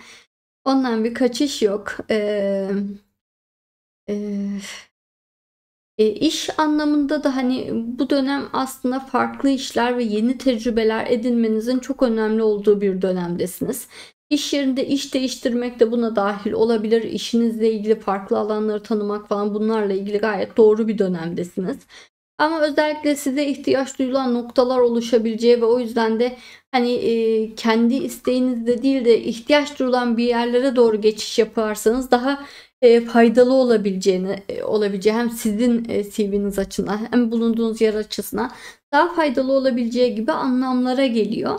O yüzden buna dikkat etmelisiniz. Hani değiştirin, ama hani ihtiyaç duyulan yere doğru değiştirin. E, Yine aşkta yüzüm gülmedi demişsiniz. Yani yükselen başakların aşk alanında Oğlak gibi bir burç vardır ve Oğlak zorlu koşullar, zor koşulları gösterir. O yüzden başakların hani hayatta bir ya da bir iki üç tane hani ciddi ilişkisi ya da ilişkisi olur. Bunlar da evliliğe dönüşecek ilişkilerdir. Bu dönem daha çok evlilik yönünde gökyüzü size ilişki verme eğiliminde, karşınıza bu anlamda doğru insanlar çıkarıyor. Yani çok aşk, eğlence çıkarmıyor da evlenebileceğiniz kişiler çıkarıyor. Bu gözle bakıp hareket ederseniz daha kolay olur.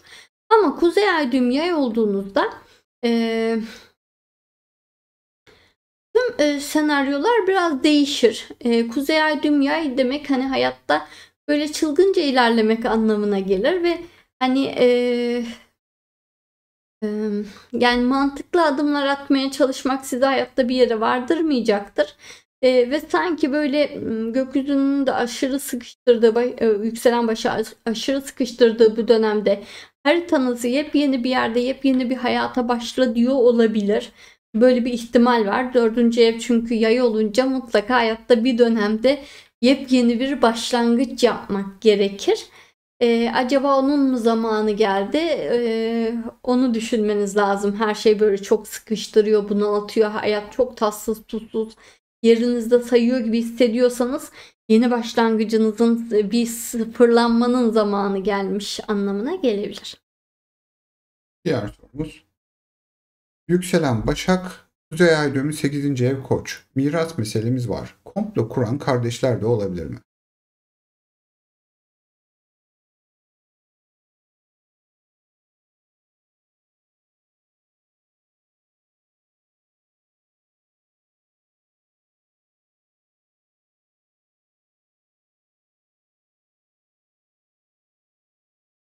Eee, Böyle, tabii ki, hani, komplo kuran kardeşler de olabilir. O kesin. Ama, hani, bu gökyüzü enerjisinde daha çok böyle, hani, şey, teması var, yani, bir miras meselesi varsa da, işte, bunu biz halledemiyoruz, hadi bu konuyla ilgilen de sen bu işi bir çöz. Yoksa bu iş bir yere varmayacak, bu hakkımızı alamayacağız, kalacak öyle gibi bir anlama geliyor. Yani bir komplo varsa da, hani, biz bir şey yapmaya üşeniyoruz ya da beceremiyoruz, siz yapın diye sizi gaza getirmek üzerine bir komplo olabilir her şeyden önce. Kuzey Ay Düğüm Koç olmak da bunu destekler ama haritanızda eğer kardeşlerinizle bir, muhalefet yaşıyor ve, çekişme yaşıyorsanız o zaman, belki sizden gizli işbirliği içine geçmiş olabilirler ve, sizin de hızlıca harekete geçmeniz gerekiyor olabilir. Öyle bir durum geldi. Aynı soruyu ben soracaktım. Miras ile mahkeme ile ilgili Allah'ın işine bakacak halindesiniz. Hem de üvey abdeli mahkeme. Denk gelmiş aynı soru yani. Evet, ilginçmiş. Evet Derya'cığım, şimdi yükselen terazilere geçiş yapacağız.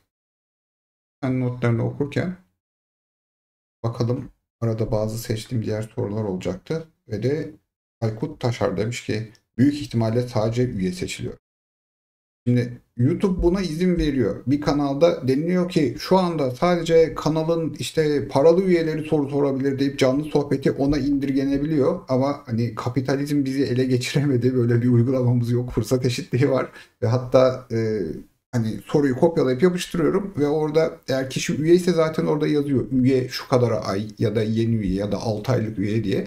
Hani bu konuda hani üye de olabilirsiniz ama bu sorunuzun seçileceği anlamına gelmez. Üye değilsinizdir ama bu sorununuz seçilmeyecek anlamına gelmez. Sadece kanal üyeleri bizi yıllardır izliyorlar.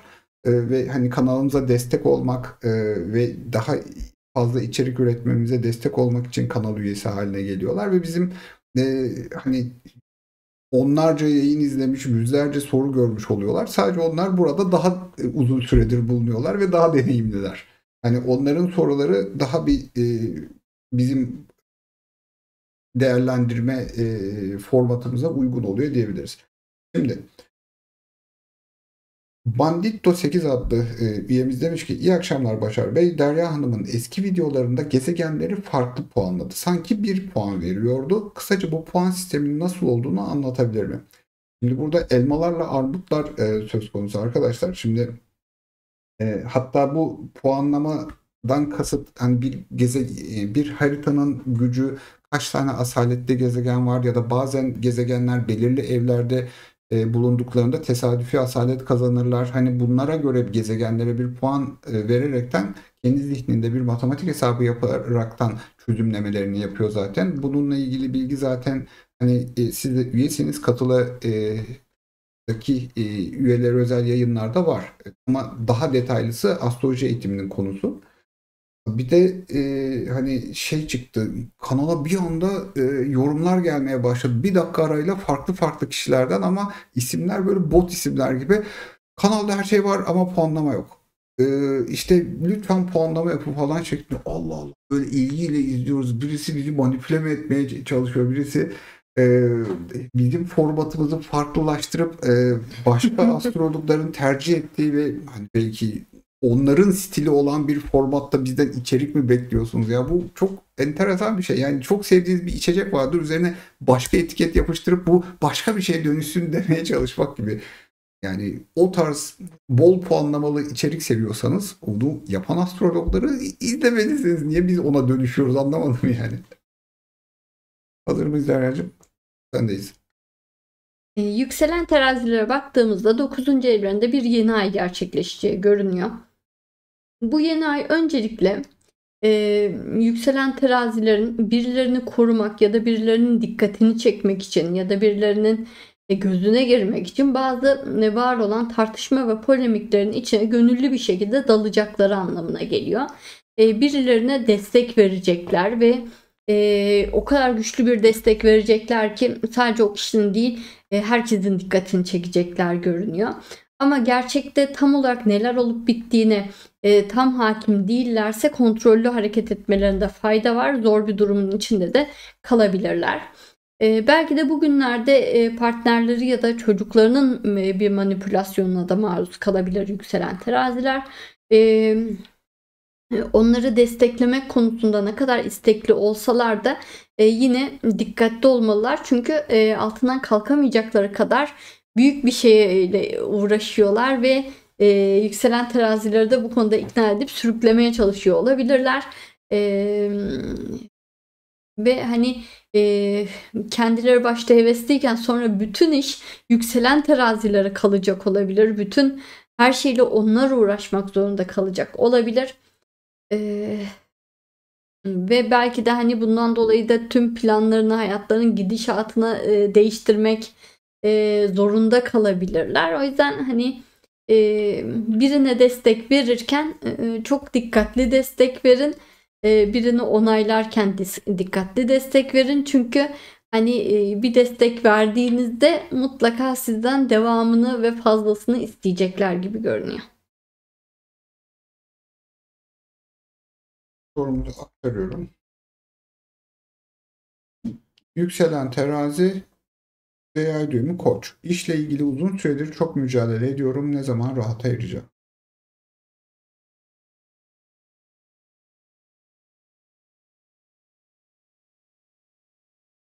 Şimdi yükselen terazilerin tabii iş hayatı yeni yeni yerine oturuyor diyebiliriz. Satürn daha aksine üstüne ancak çıkıyor. İşte 6. evde kuzey ay düğüm var falan gibi adım adım yükselen terazilerin iş hayatı rayına oturacak. Uzun süredir böyle gönüllü çalışma, böyle 3 kuruşa çalışma gibi enerjiler yarattı. Önceden kurduğu bağları zayıflattı. O bağları yerle bir etti falan. Ciddi zararlar verdi gibi pek çok sorun yaşadı yükselen teraziler. O yüzden hani bu kadar çok zorlanıyor olabilirsiniz. Ne zaman rahatlayacaksınız? Yükselen terazi enerjisi aslında hızlı rahatlar. Orada bir sorun yoktur ama kuzey ay düğümü koç olduğunuz için özellikle böyle hep böyle zoru seçen, bencilce hareket eden, çok durdurulması ve kontrolü bayağı zor ve imkansız kişilere maruz kalıyorsunuzdur. Asıl bundan dolayı hani hayatta biraz sıkışıyor olabilirsiniz. Öncelikle Kuzey Ay düğüm koç olarak hayatınızdaki kişileri desteklemeniz önemli, peşlerine takılmanız önemli. Ama onlar ilerlerken ya arkalarını toplamanız ya da yollarındaki pek çok taşı temizlemek zorunda da kalabilirsiniz anlamına geliyor. Bunlardan dolayı da aslında birazcık hayat yorucu algılıyor olabilirsiniz. Ama yine de temelde hayat bir yükseliş grafiğinde şu an. Diğer sorumuza geçiyorum.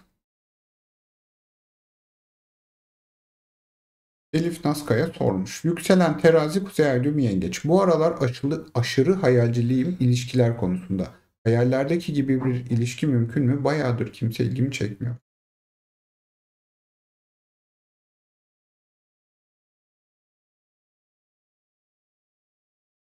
Şimdi yükselen terazilere mutlaka ilişki gelecek. Yani o artık çok net görünüyor. Eli kulağında yani gibi bir durum var. Mutlaka ilginizi de biri çekecek. Çünkü Satürn ve Neptün 7. eve geliyor. Orada çok enerji dolu biri karşınıza çıkacak. Yani biri dikkatinizi mutlaka çekecek, merak etmeyin. İlişkilerde hani öncelikle sosyalliği arttırarak gökyüzü bambaşka insanlar tanımanızı sağlayarak sizi yine eski sosyalliğinize, eski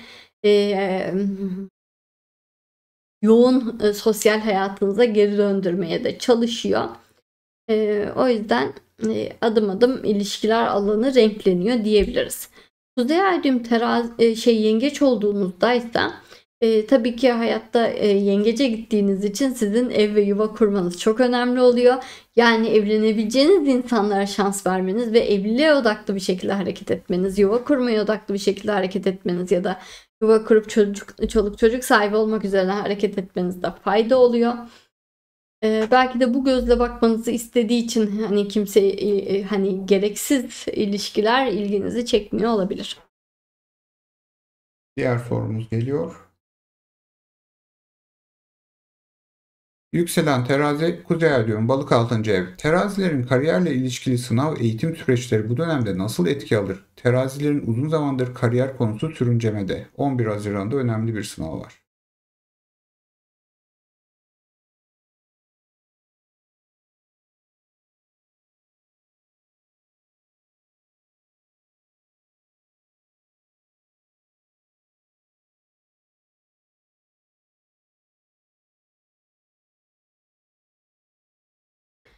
Şimdi yükselen terazilerin yani uzun süredir kariyerinin sürüncemede olması gayet normaldi. Zaten hani ancak çıkışa doğru geçiyorlar.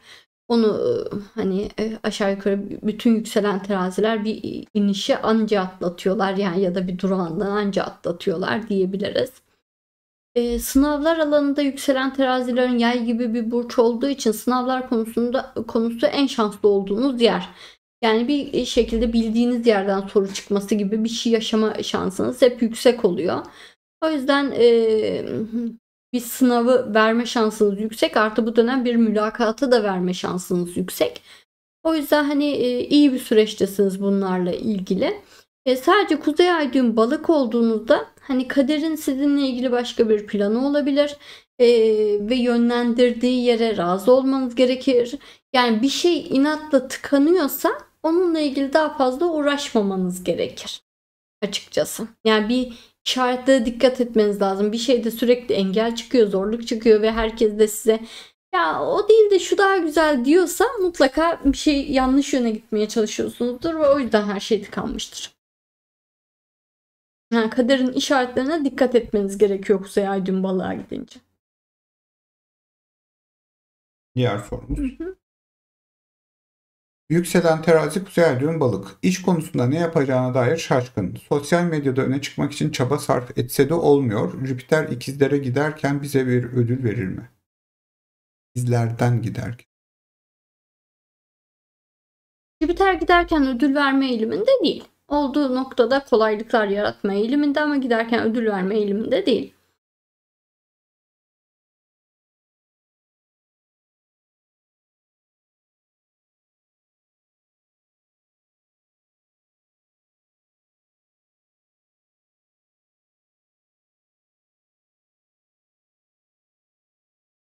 Şimdi yükselen terazi öncelikle hani kendi başına, tek başına bir şeyler yapmakta zorlanır.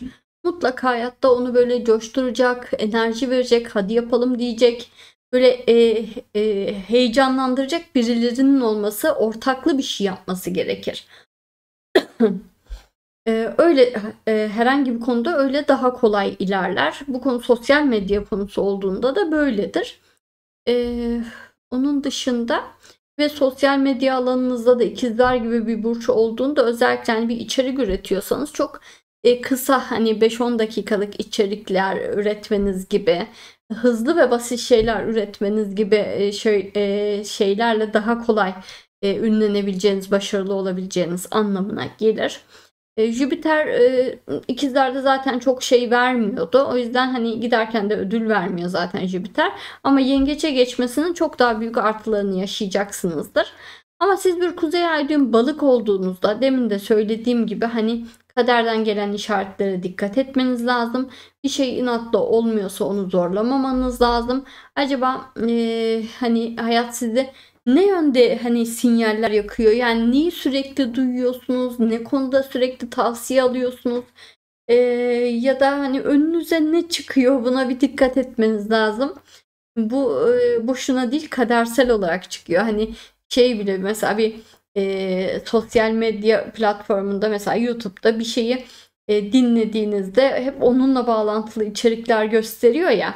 Hani aslında bu bir algoritma yönlendirmesi ama Kuzey Ay düğüm balık olduğunuzda hani bir şekilde o algoritma ile ilgili yanlış bir tıklama oluyor, bir şey oluyor. Sizin bakarken eliniz değiyor falan ve sizi Hani orada sizin seçtiğinize göre değil, yanlışlıkla dokunduğunuza göre içerikler gösteriyor gibi düşünün. Yani kader size hani sosyal medyada algoritmayla bile gösteriliyor diye düşünseniz oradan bir mesajla bir şey gösteriliyordur.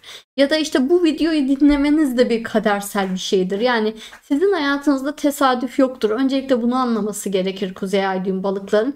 Her şey kadersel bir işaret olarak bu doğru bu yanlış şuradan buradan demek için bir sinyaldir. Bunları okumayı, görmeyi öğrenmeniz lazım.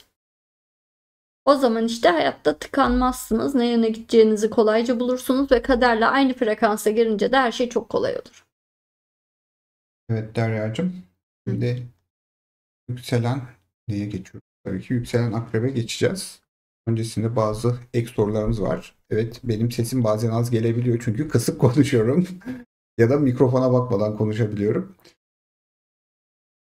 Şimdi takipçilerimizden, üyelerimizden Medine demiş ki Başar Bey lütfen sorar mısınız? Yükselen terazi Satürn ikisi yaşlı insanlar mı çıkaracak? Karşıma bayağı yaş farkı olan insanlar çıkmaya başladı. Genel soruyorum. Şöyle Derya'nın bütün yorumlarını dinlediğim için hani Satürn ikisi illa yaşlı insandan çıkacak diye bir şey yok. Hani astrolojide hani Satürn hep daha yaşlı kişilerle ilişkilendirilir. Evet, bu natal harita yorumunda vesaire ilişki yorumlarında olabilen bir yorum ama bu Satürn kişisi doğrudan yaşlı kişi getirir diye bir bilgi yok. Hayır. Hani bu böyle çalışmıyor. Bunu böyle de yormamalısınız. Bu o anlama gelmiyor. Yani Derya çokça anlattı. Özellikle de yıllık yorumda yükselen terazi yıllık yorum 2025'te Satürn kişisi kim olabilir kısmında orayı tekrar dinlemenizi rica edeceğim. Onun dışında şimdi Derya Taşkın sormuş neye puan verecekmişsiniz? Az önceki sorunun devamı şeklinde. Hani bize gelen mesaj şu şekildeydi. Böyle çok karışık oluyor. Anlamakta zorlanıyoruz. Böylece daha basit anlayalım şeklinde. Ben biraz tuzaklı bir yorum olarak buldum bunu açıkçası. Hmm, bir, bir takipçimiz demiş şimdi hemen kontrol ediyorum. Yasemin Cankurt helal olsun size konsantrasyonunuzu tebrik ediyorum. Çift olarak çok dikkatli dinliyorum ama fazla bilgiden uykum geldi. Doğrudur olabilir. Biz haftada tek video üretebildiğimiz için, tek video hazırlayabildiğimiz için iyice hazırlanıp uykumuzu alıp vesaire bu yayın için iyi hazırlanıp karşınıza çıkmaya çalışıyoruz ve yayının olabildiğince dolu olmasını istiyoruz ve de hani bunu bir kere de tüketmek mümkün değil. Bunu parçalara bölerek izliyor takipçilerimiz. Böyle bir gerçek var. Gene takipçilerimizden Nuray Kurt demiş uzun zamandır yayınlara yetişemiyordum. Canlı izlemeyi çok özlemişim. Astroloji fakültesi kurulacak ve siz de öğretim görevlisi olarak oraya çağrılacaksınız inanıyorum. Ne kastettiğinizi anlıyorum ama aslında hani bunu bizim yapmamız gerekiyor. Yani birileri bunu yapacak ve biz çağrılmayacağız. Yani hayat genel olarak öyle işlemiyor ama hani biz bunu e, dediğimiz kalitede yaparaktan kitlelere zaten ulaştırabiliyoruz şu noktada. Ve evet bizim biraz emek göstermemiz gerekiyor. Ama bizi layık gördüğünüz yerler için çok teşekkür ederiz. Hazırsan Derya'cığım. Evet. Sendeyiz. Yükselen akreplere baktığımızda 8. evlerinde bir yeni ay gerçekleşiyor. Tabii ki 8. ev biliyorsunuz yine krizli bir ev. Kriz evinde bir yeni ay gerçekleşiyor ve 4. evden de bir Plüto üçgeni var bu krize. Yani sanki bilerek bazı krizler çıkaracaksınız gibi görünüyor. Yani yükselen akrepler bilerek bazı krizleri tetikleyecekler görünüyor. Birilerinin kırmızı çizgisini geçecekler, ciddi tartışmaların tetiklenmesini sağlayacaklar. Belki bir sorunu kriz yaratarak aşmaya çalışıyor da olabilirler. Ama sanki bildikleri bazı gizli bilgileri açığa çıkaracakları ve bundan dolayı da ortalığın karışabileceği gibi bir fikir var gökyüzünde. Yani bir sırlar ortaya çıkıyor ve herkes birbirine giriyor gibi bir şey var. Yoğun kavga ve tartışmalar görünüyor. Tabii ki konu tartışma konusu ortak mallarla ya da ortak kaynaklar ve gelirlerle ilgili olabilir. Mesela işte mal ya da miras paylaşımı ile ilgili haklarını almak üzere harekete geçebilirler. Yani hayatta sıkışmış olabilirler ve bir şekilde ortak mallardaki paylarını almak üzerine bir paylaşımı tetikleyecek bir kriz çıkarıyor olabilirler. Yani belki de direkt işte bu ortak mallar satılsın ve herkes payını alsın diyecek olabilirler. Ya da belki kentsel dönüşüm gibi bir konu üzerinden büyük bir kriz çıkarabilirler. Gibi şeyler olabilir. Ya da işte bir taşınma, şehir ya da ülke değiştirme ya da bir ev alma ya da satma yine ya da yatırım yapma gibi bir konuyu ortaya atıp büyük bir gerilim yaratabilirler. Yani böyle para ve mal konuları üzerinden temelde bir kriz ve gerilim yaratacakları görünüyor. Bu gerilimin aslında yaşanmasının da gerekli olduğuna inanıyorlar gibi gözüküyor. Ve hani bazı yüzleşmelere, aile içinde falan bazı yüzleşmeleri tetikleyecek olabilirler görünüyor. Aslında temelde hani bunlar gerekli ve diye düşünüyorlar ve kendi haklarını özellikle korumak ve almak üzerine eee, ortalığı biraz karıştırıyorlar gibi bir durum var gökyüzünde. Yani bilerek çıkardıkları bir kriz olacak gibi görünüyor. Diğer sorumuz. Hı hı. Yükselen Akrep, Kuzey Ay düğüm Başak. Satürn döngüsü başlayacak ama yoğun bir iş değiştirme isteği var. Bu isteğini takip etmeli mi?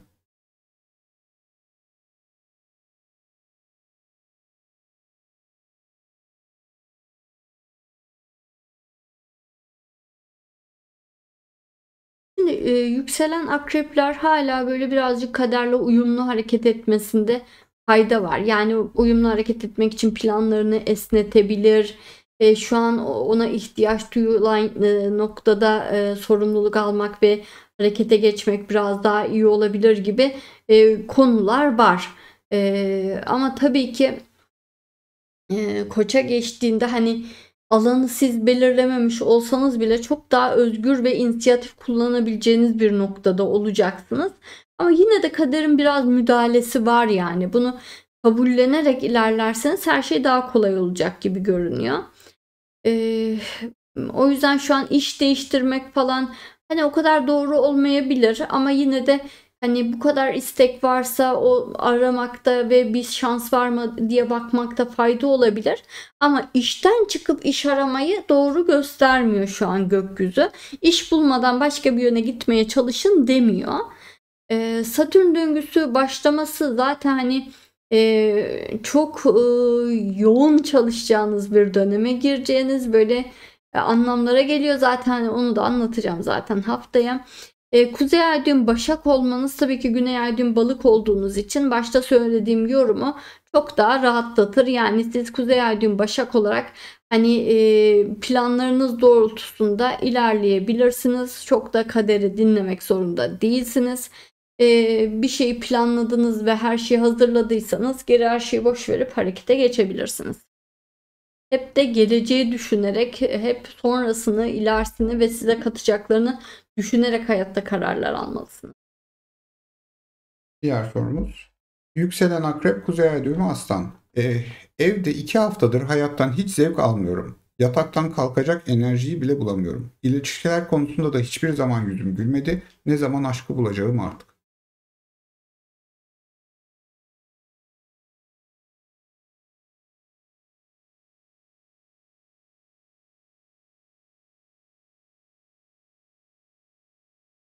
Yani yükselen akreplerin her zaman böyle bir dibe vurması ve sıfırlanması durumu vardır. Hani her zaman bunu bir hisseder, yaşar. Eee, Öyle bir algının içine gömülebilir falan. Eee, Yani akrebin böyle bir köşesine çekildiği ve sindiği bir durum vardır açıkçası bazı dönemler. Ve o dönem herkesten, her şeyden bir soğur, nefret eder gibi bir durum oluşur. Belki böyle bir dönemde olabilirsiniz. Böyle bir dönemde ama hani Şu an dışarı çıkmak ve kafanızı dışarı çıkarmak çok önemli. Çünkü 5. evde Kuzey Ay düğüm var. Güzel bir aşk var. İlişki alanları uzun süredir dengeli ve güzeldi. Hani hala da güzel, oraları kaçırmamak için kendinizi dışarı atmanızda fayda var. Kuzey Ay düğümü Aslan olduğunda zaten aslında aşka gelmişsiniz demektir. Yani aşk ve hayatın tadını çıkarma, kendinizi ön plana çıkarma gibi şeyler vardır. Ama siz bir Güney Ay düğüm Kova olarak, hele de dörtgen 3 gören biri olarak, yani böyle kendi zihin hapishaneniz var gibi bir şey. Yani asla evde olmamalı, asla yalnız kalmamalı, asla düşüncelerin içinde kaybolmamalısınız. Hayata sürekli aktif bir şekilde katılıp hayatı yaşamaya çalışmalısınız. Kendi dünyanıza çekilmeniz yüzünden işte hayat duruyor, aşk kaçıyor, insanlar size ulaşamıyor, değerinizi gösteremiyorsunuz gibi bir durum var. Hani bu denklemle, yani olabildiğince dışarıda ve aktif olmaya çalışmalısınız. Diğer sorumuz. Yükselen Akrep, Kuzey Ay düğümü Yengeç. Uzun süredir çözülemeyen miras sorunum var. Sizce ne zaman sonuç alabilirim? Bir de Kuzey Ay düğümü retro olunca anlamı nedir? Kuzey Ay düğüm zaten retro oluyor. Geri hareket eder Kuzey Ay düğüm. İleri doğru gitmez. Nadir zamanlarda retro olmaz. Yani normali retro olmasıdır. İstisnası düz olmasıdır aslında. Ve o istisna da az olur yani. Çok da olmaz yani. Şimdi miras konularını çözmek için bu yeni ay çok ideal, ama bunu çözmek için de işte bir manipülasyon yapmak zorunda olduğunuzu gösteriyor. Biraz bunun hızlanması için tarafları biraz kışkırtmanız gerekiyor ve bir şeyleri çözüp uzlaşıp hani mirasın paylaşılması ya da nakde dönüşmesi üzerine bir müdahale etmeniz gerekiyor, başta da anlattığım gibi. Ancak öyle hakkınızı hızlıca alabileceksiniz. Evet Derya'cığım, yani inan yayınımızda çok güzel sorular geliyor ve de takipçilerimiz senin anlattığınla bağlantılı da sorular soruyorlar ama zamanla sınanan varlıklar olduğumuz için şimdi burada yükselen başına 4 soruya çıksak yayın 3 saate yaklaşıyor ve o noktalarda da saat 1'e yaklaştığı için Derya'nın zorlanmaya başlıyor, uyku vesaire, zihinsel yorgunluk bu kadar soruda. O yüzden onu dengeli götürmeye çalışıyoruz. Bazı kısa sorulara dönüşlerim olacak. Rosie adlı takipçimiz demiş ki Derya Hanım, sizde bir değişiklik mi var? Çok güzel görünüyorsunuz. Diyorum. Teşekkür ederim. Bir değişiklik yok aslında. Gözlüğü takmadım bu hafta. Gömleğinin rengi de çok beğenildi bu Olabilir, arada. belki ondan dolayıdır. Belki makyajı daha düzgün yapmışımdır, kim bilir. Ya da sadece daha iyi uyumuşuzdur. Evet, o da olabilir. Nevra Başkal sormuş. Merhaba, Satürn o burçtan çıkarken mi ödül verir yoksa transit geçiş yaptığı evden çıkarken mi? Burçtan çıkarken verir. Gülden Avcı demiş.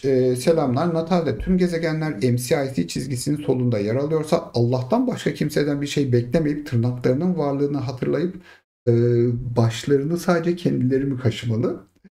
Şimdi şu vardır, bu harita analizi sorusu aslında, ama bu tüm gezegenler doğuda, haritanın doğusunda dediğimiz durum. Bu şöyle bir şey: canınız bir meyve mi yemek istedi? Yani armut piş ağzıma düş olmuyor. Siz gidip ağacı buluyorsunuz, tırmanıyorsunuz, meyveyi alıyorsunuz, indiriyorsunuz ve yiyorsunuz. Ama burada ne var? Siz hayattan istediklerinizi, siz kendi seçtiklerinizi hayatta elde edebilme şansına sahipsiniz demek oluyor, ama hiçbir şey ayağınıza gelmiyor. Bunun tam aksi durumunda da her şey haritanın batısında olduğunda, yani sağ tarafında olduğunda gezegenlerin durumuna göre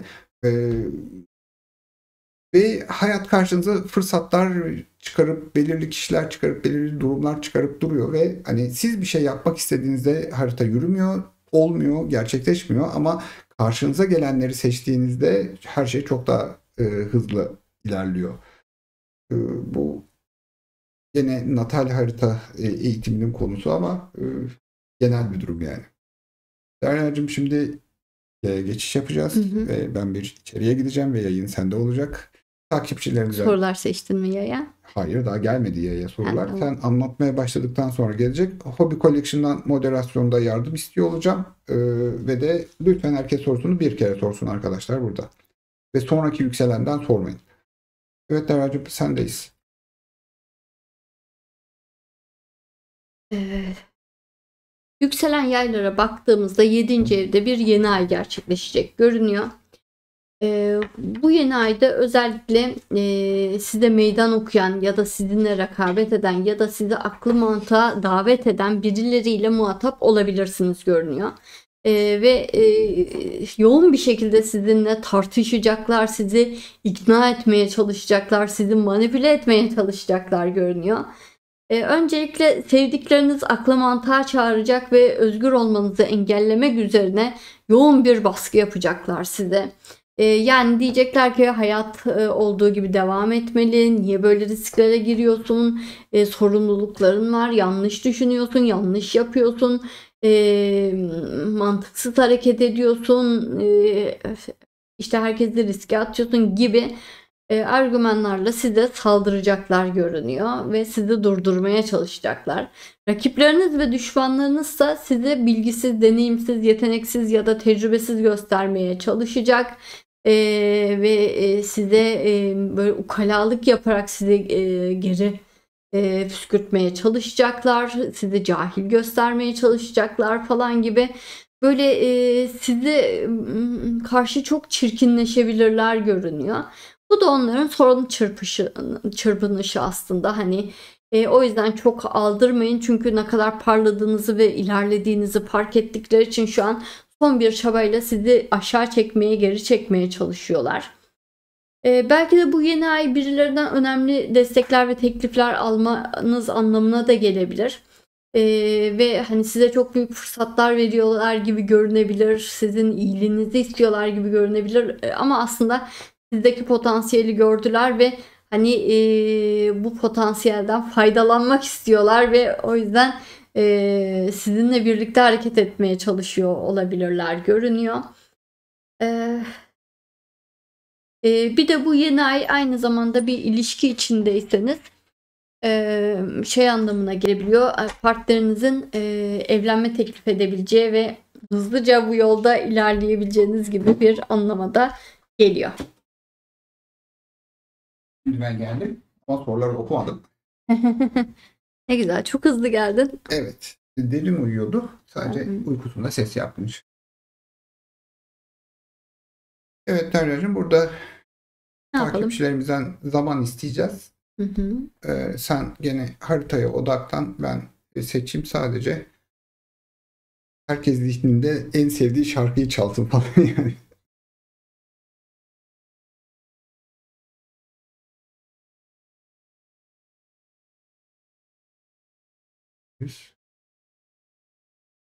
Ben dolgu konuşmalar yapıyormuşum. Beğenmeyi unutmayın. Beğenmeyi, paylaşmayı unutmayın. Katıla da bekleriz falan. Ben diyeyim bu sefer dolgu konuşmaları. Sana zaman kazandırayım. Vallahi hayır demem. Öncelikle bütün beğeniler için de teşekkür ederiz. Bütün yorumlar için teşekkür ederiz. Paylaşımları görebiliyor muyuz bilmiyorum. Paylaşma sayısını ben bilmiyorum, görülüyorsa da. Hepsi için çok teşekkür ederiz. Gerçekten bize çok büyük katkısı oluyor. Bazen işte danışanlar diyor sizin kadar iyi bir astrolog nasıl ünlü olamıyor?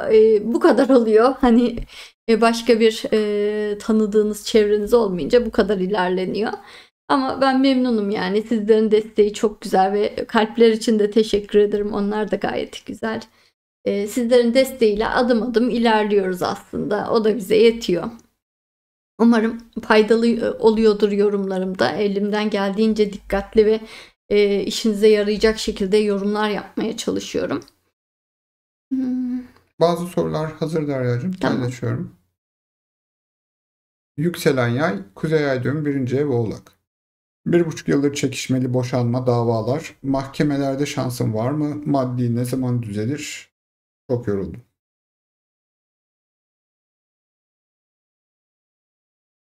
Şimdi yükselen yayların bu miras ya da mahkeme yani miras gibi konuları bayağı bir yoluna girecek.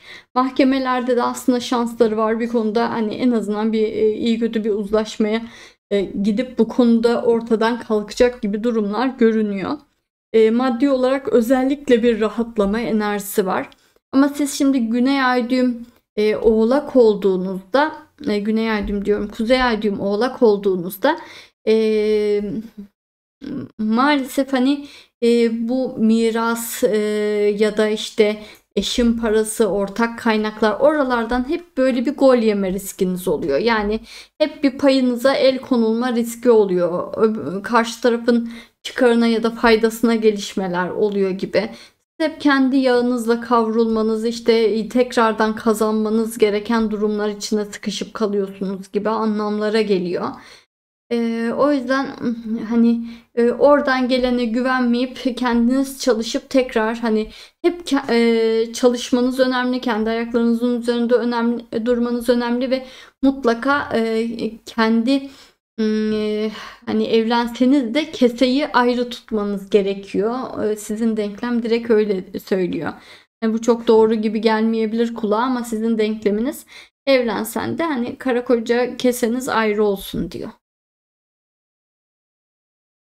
Diğer sorumuz geliyor. Yükselen yay, kuzey ay düğüm yay. Tüm toksik insanlar hayattan çıktı. Yeniden başlanıldı. Ama izolasyon şahane, yalnızlık ise fena. Ne zaman hem sosyallik hem de aşk alanlarında yüz güler.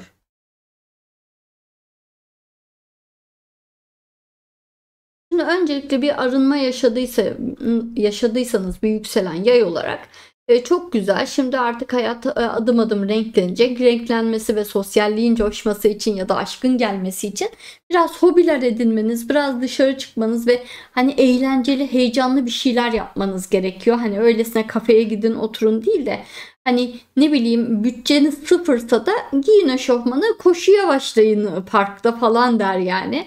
Hani bir şekilde bir aktivite, bir şey yapmanız gerekir yani. Bütçeniz doğrultusunda, bütçeniz neye el veriyorsa, gerekirse bütçe gerektirmeyen işte bir güzel aktiviteler, işte yürüyüş, yürürken işte fotoğrafçılık falan gibi bir aktivite yapın yeter ki hani güzel fotoğraflar yakalamaya çalışıyorsunuz falan gibi. Cep telefonuyla da çekseniz olur gibi.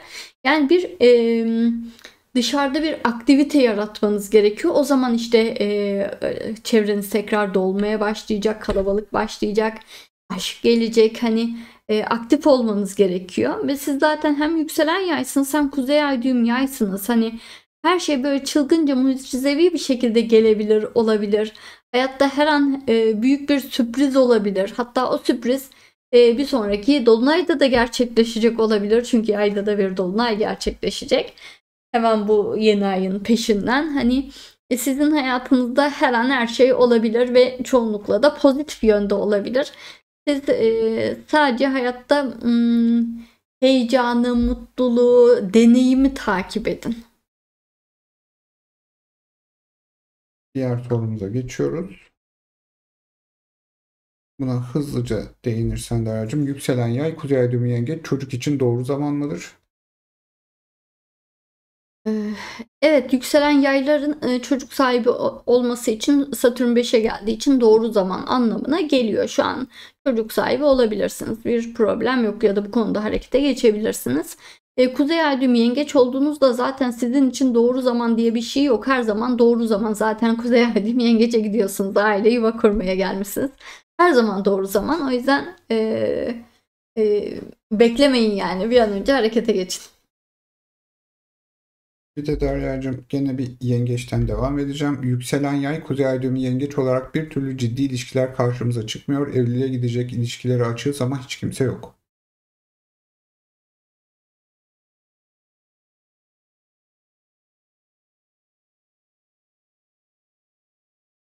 Şimdi yükselen yayların bu dönem hani aşk alanı renkleniyor, güzelleşiyor. Hayatlarına birinin girme ihtimali gayet yüksek. Hani hızlıca bu konular yoluna girecek görünüyor.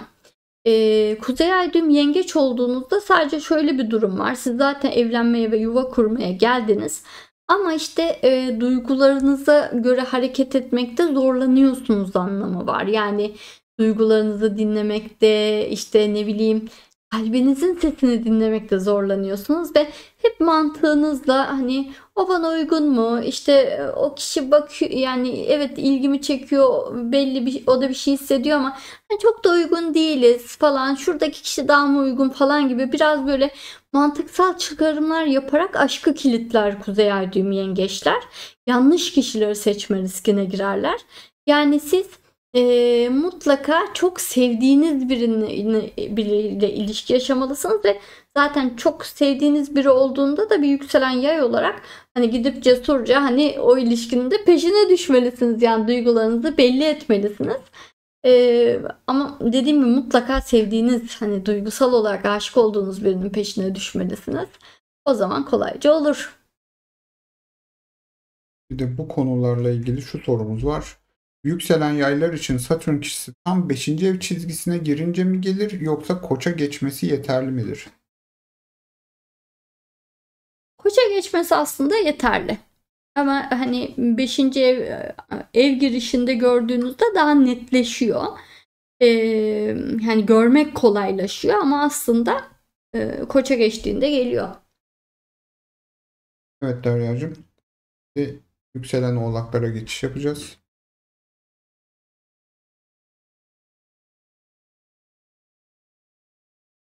Şimdi takipçilerimizden Arel Arabul şöyle sormuş. Satürn burcumuzu dinlemek ne kadar doğru? Ya da ikinci evlilik istiyorsak o evi 9. evi kesen burcu ya da gezegeni ilgilendiren burcu dikkate alabilir miyiz?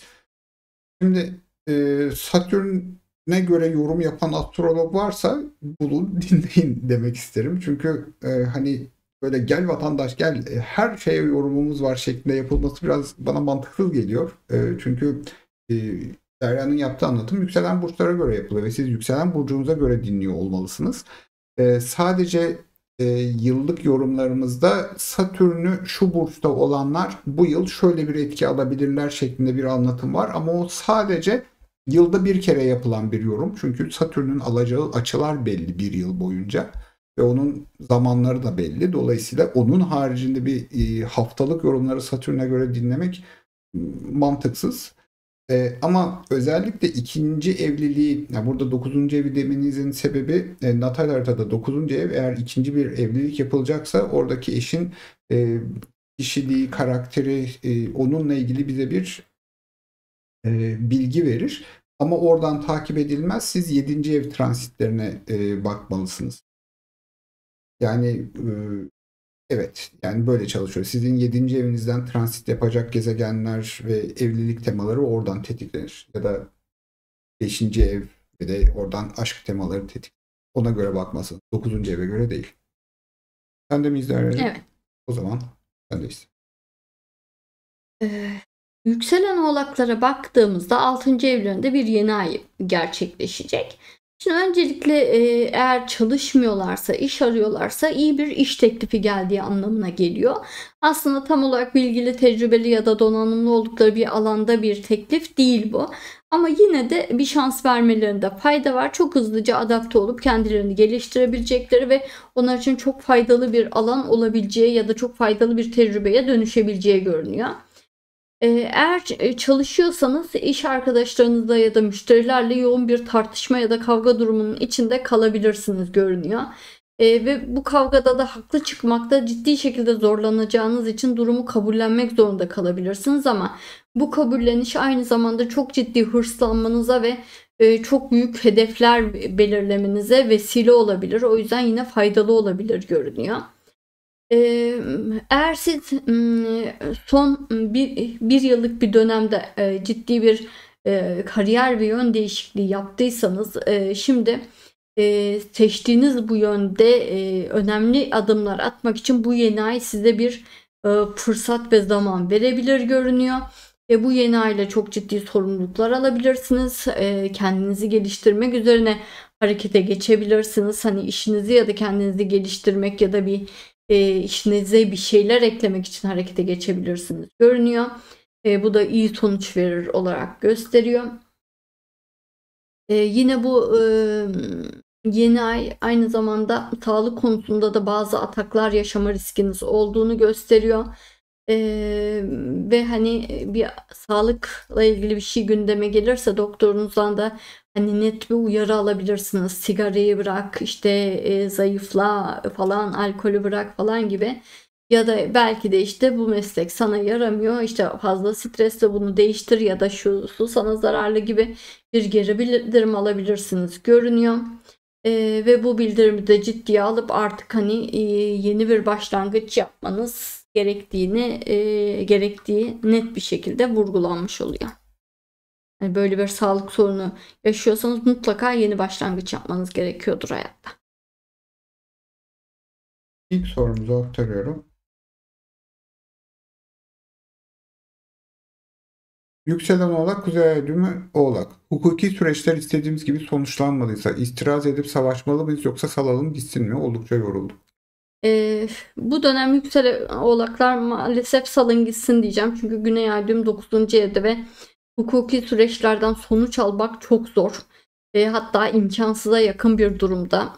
Savaşmak da bir sonuç vermiyor. Gereksiz vakit ve nakit kaybı gibi görünüyor. O yüzden boş vermenizde fayda var. Kuzey Ay düğümü Oğlak olduğunuzda zaten bu daha da vurgulanmış oluyor. Karşı tarafla çok da uğraşmayın. Çok yapabilecek bir şey yok diyor. Diğer sorumuz geliyor. Yükselen Oğlak, Kuzey Ay düğümü Yengeç. AGS sınavına girip girmemekte tereddütlüyüm. Güney Ay düğümü Başak 8. evde iş güç meselesi ne zaman düzelir? AGS sınavı ne acaba? Bizi aydınlatabilir misiniz? AGS sınavı nedir? Neyse, iş sınavı herhalde.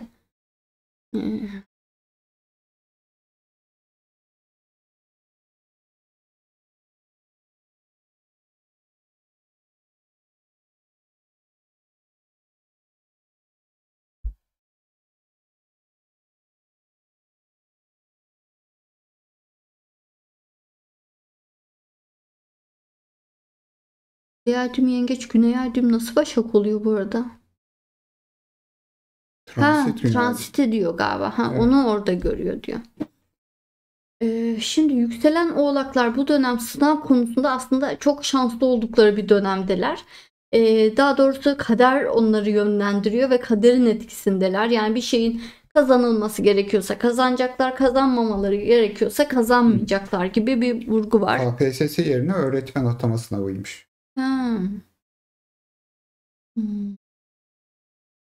KPSS değişti, öğretmen atama sınavı oldu.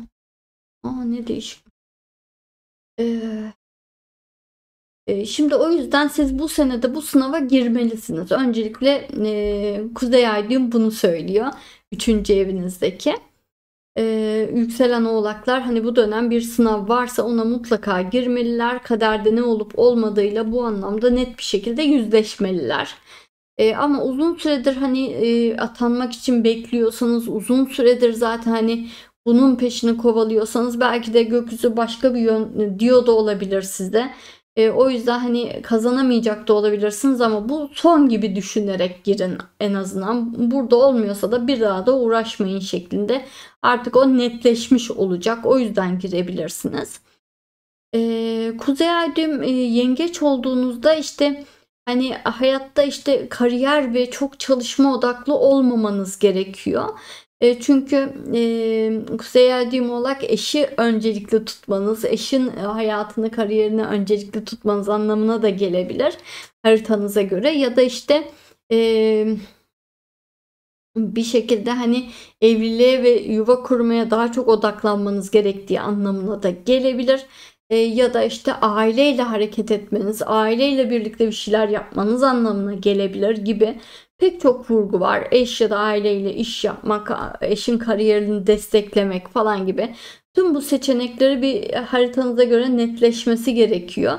Ama öncelikle kafanızda bunu netleştirmenizde fayda var. Yani son bir kez girmelisiniz. Sonuçta Kuzey Ay düğümü işte. Belki tam şimdi vermek istedi. Belki de net bir şekilde hayır artık olmasın diyecek de olabilir. Diğer sorumuz. Yükselen Oğlak, Kuzey Ay düğümü Akrep. 2021 yılında yeni bir hedef belirleyip ona göre hazırlık yaptım ama sonuç alamadım henüz. Devam mı etmeli, vaz mı geçmeliyim? Devam etmelisiniz. Çünkü hedefi belirlemiş olsanız da Satürn gezegeni ancak Koça geçince enerji vermeye başlayacak. öncesinde sadece hani zihni bir toparlatıp yön değiştirmeniz gerektiğini fark etmenizi sağlamaya çalıştı. Siz bunu çok erken fark etmişsiniz. Bu bir başarı. O yüzden hani şu an sıkıntı olmadığını düşünüyorum. Şu an vazgeçmenizle ilgili bir durum olduğunu düşünmüyorum. Satürn yani ilerleyememenizin temel sebebi Satürn Koç'a geçmeden yükselen Oğlak'a hiçbir enerji vermiyor işine yarayacak.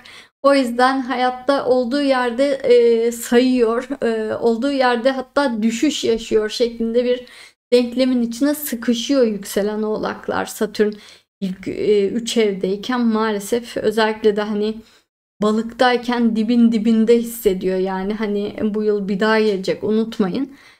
O yüzden sakin olun, vazgeçmeyin. Şu an o yanlış yön olduğu anlamına gelmez ama 2025'in sonunda hala aynı hedefi mi istiyorsunuz? Yeni bir heyecan mı oluştu? Ona dikkat edin. Yeni bir heyecan başlıyorsa tam yönü bulamamışsınız. Asıl yön şu diyor da olabilir gökyüzü.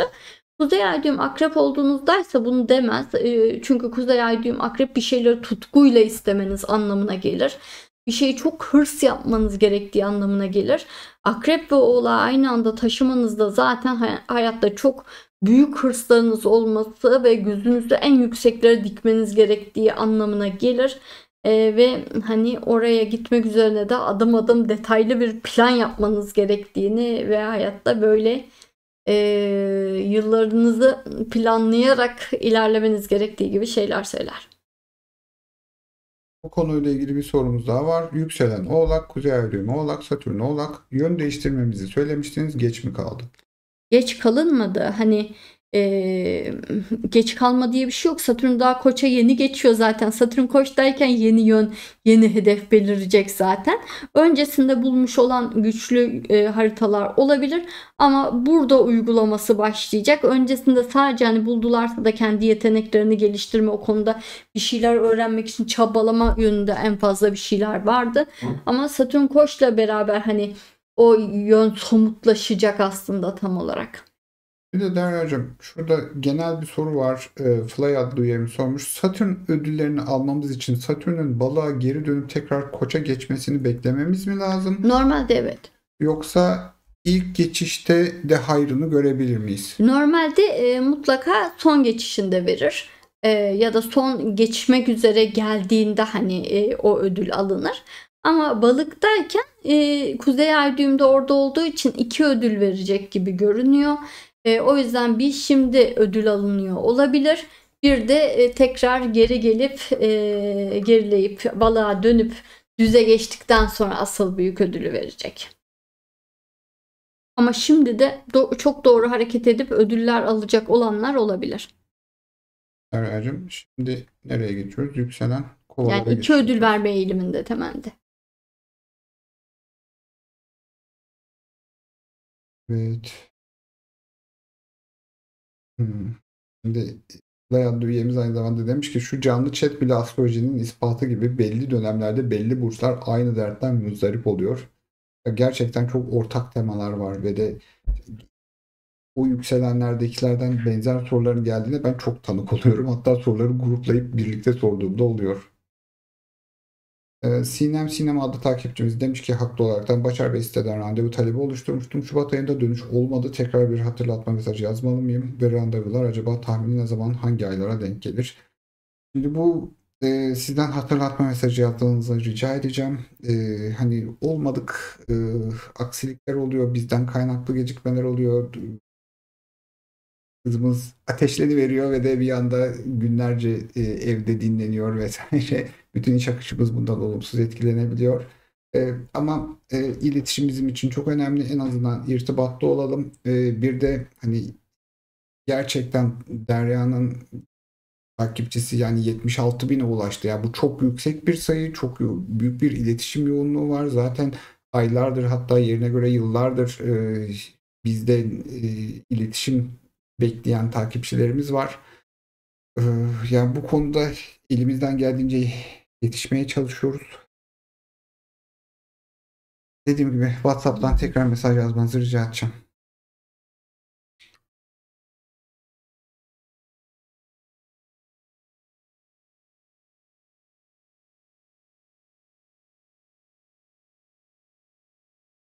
Evet, yükselen kova için sorularınızı bekliyor olacağız.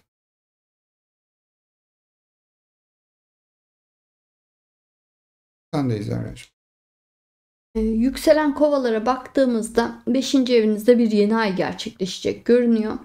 Bu yeni ayda özellikle Plüto ile burcunuzda bulunan Plüto ile üçgen açı yapacağı için sanki canınızı sıkan her konuda sert çıkışlar yapabilir ve önünüze gelen herkesle tartışabilirsiniz gibi görünüyor. Çünkü hani ne aptallığa ne saçmalığa tahammül edemiyorsunuz gibi görünüyor ve böyle algılama eğilimine giriyorsunuz biraz çevrenize. Ve her konuda da tartışmaya açık bir enerjidesiniz. Yani bir yoğunluk hissediyorsunuz aslında. Yani belki birilerine haddini bildirmeyi istiyorsunuz. Böyle bir içiniz şişmiş olabilir. Aslında bir yandan baktığımızda böyle içinizde, zihninizde yepyeni heyecanlı fikirler, düşünceler yeşermeye başlamış durumda. Ve bu düşünceleri durduramıyorsunuz. Sizi böyle başka bir şey yapmaya doğru yoğun bir istekle dolduruyor. O yüzden gerek var olan rutininiz, gerek işte diğer planlarınız herhangi bir konuda, bildiğiniz herhangi bir konuda size hani hata yapan, sizi zorlayan herhangi bir şey olduğunda o yüzden de patlama enerjisine geçiyorsunuz gibi bir durum var. Yani aslında böyle hep kendi içinizde bir şeyle kavga ederken fark etmeden çevrenize de sarıyor olabilirsiniz en ufak bir bahaneyle. Aslında onlarla tartışmıyorsunuz da kendi içinizde kendinize bir şey ikna etmeye çalışıyorsunuz gibi ilginç bir durum görünüyor. Yani bir dokun bina aştı gibi bir durum yaşıyorsunuz. Yani bir şekilde radarınıza giren yanıyor yani. Siz aslında kendi içinizde bir şey yaşıyorsunuz ama dış tarafa karşı da yani dışarıdaki kişilere karşı da bir tahammülsüzlüğünüz oluşuyor. İçeride böyle bir şeyle boğuştuğunuz için gibi bir durum söz konusu. Yine bu yeni ay hayatınızda özel biri yoksa birinin cesur ve ısrarcı bir şekilde hayatınıza girmeye çalışacağını, dikkatinizi çekmeye çalışacağını ve bir ilişki başlatmaya çalışacağını gösteriyor. Engellemezseniz yeni bir ilişkiye, hızlıca bir ilişki başlayabilir görünüyor. Eğer zaten hayatınızda özel biri varsa o zaman da partneriniz sizi bir şeylere ikna etmek için yoğun bir çaba harcayacak görünüyor. Onu önyargısızca dinlerseniz aslında planları sizin de hoşunuza gidebilir gibi görünüyor. Yine bu yeni ay aynı zamanda çocuk sahibi olma ya da evlat edinme konuları ile ilgili harekete geçme gibi bir anlama da gelebilir görünüyor. Zaten çocuklarınız varsa onların ısrarlı taleplerine maruz kalabilirsiniz. Ve onları durdurmanız da pek mümkün değil gibi görünüyor. Onun yerine böyle tatlı tatlı yönlendirmek ve kontrol etmek daha iyi olacaktır ama dediğim gibi bugünlerde böyle herkese sert bir şekilde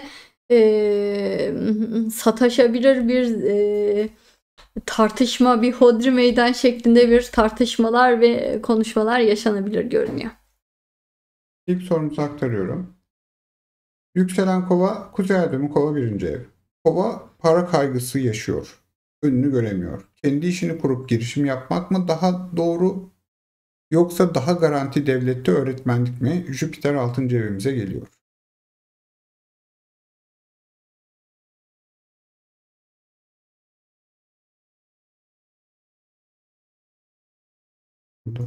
Jüpiter. Hı hı.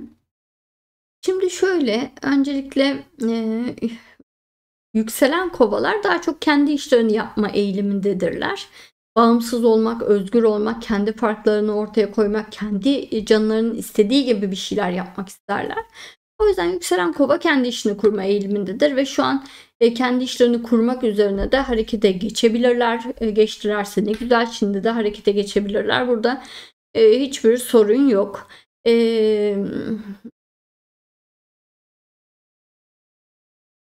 Şimdi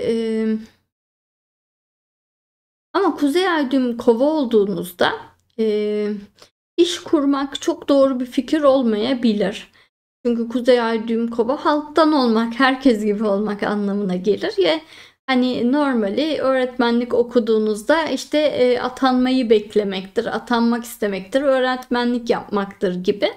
Önce sizi uzun uzun belki hani o atanmayı bekleme ve hani özelde çalışma falan gibi koşullara maruz bırakır.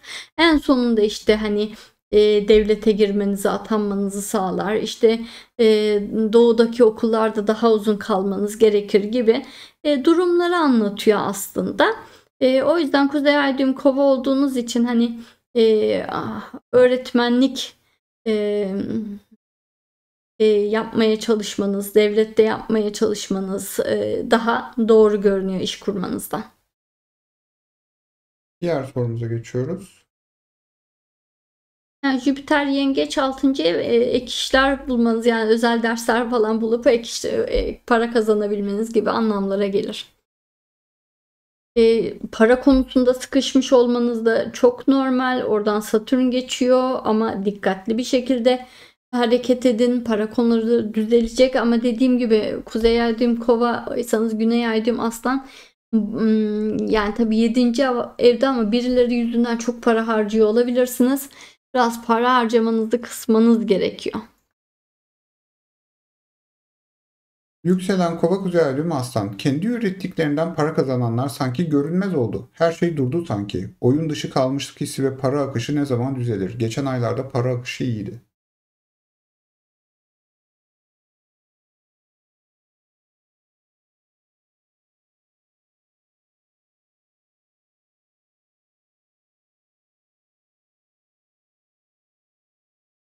Şimdi yükselen kovalar öncelikle hani para akışı ile ilgili Satürn'den dolayı sorunlar yaşadılar. Kuzey Ay düğüm orada falan hani kadersel olarak bir şeyler yaşıyor olabilirler ama bunların ödülünü alacaklar. Belki siz şimdi bir ödül aldınız, bir duruşa geçiyor yavaş yavaş. Belki bir daha bir şeyler kazanacaksınız, yine biraz duruşa geçecek gibi. Yıl sonunda bunu dengeleyeceksiniz. Temeli bu. Ee, Kuzey Ay düğüm Aslan olduğunuzdaysa aslında işte hani bir ortak iş kurmak, iddialı biriyle yani ortaklı iş yapmış olmanız gerekiyor ve karşı tarafı işte marka yüzü yapmak gibi müşterilerle ya da ne bileyim yani müşterilerle muhatap onu etmek gibi şeyler avantajlı olabiliyor. Öyle bir durum para akışını çok rahatlatabiliyor. Diğer bir sorumuz Derya'cığım. Ve mutlaka zengin kesme iş yapmanız gerekiyor. Yükselen Kova Kuzey Ay düğümü Oğlak. Kadersel eş, ruh ikizi bağlantısı hissettiğimiz ama bitmesi gereken ilişkimiz takıntı mı? İlişkimiz. Bitmesi gereken ilişkimiz. Virgül olsa iyi olurdu. Ben buraya virgül layık gördüm. Bakalım doğrudur inşallah. Takıntı mı yapıyoruz acaba şu sıralar? Şimdi yükselen kova normalde zaten bu kadar kimseye bağlanmaz, ruh eşi gibi falan şeyler değil de çok iyi sohbet ettiği, işte konuşmaya doyamadığı insanlar onun için değerlidir ve çok kıymetlidir. Bir dostluk vardır işte ilişkilerinin temelinde gibi, böyle şeylere çok değer verir ama bitmesinde kabullenir, saygı gösterir, yoluna devam eder. Başka dostluklar temelli güzel ilişkilere doğru yön verir hayatına gibi. Kuzey Ay düğüm Oğlak olduğunuzdaysa siz Güney Ay düğüm Yengeç olduğunuz için bu kadar eş ruh işte ruh eşim, işte biz birbirimiz için yaratıldık ya da çok yoğun seviyorum gibi şeyler Güney Ay düğüm Yengeç yüzünden geliyor. Ve bu hayatta size zarar veren bir şey Güney Ay düğüm çünkü.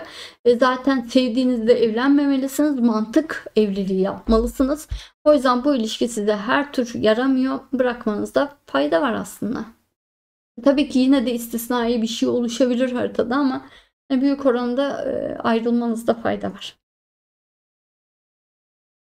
Yükselen son dereceler Kova Kuzey Ay düğümü Yay. Aileden, eşten özgürleşme isteği duyuyorum. Uranüs ikizlere geçince bu karar pişmanlık getirir mi? Sağlık sorunları da varsa.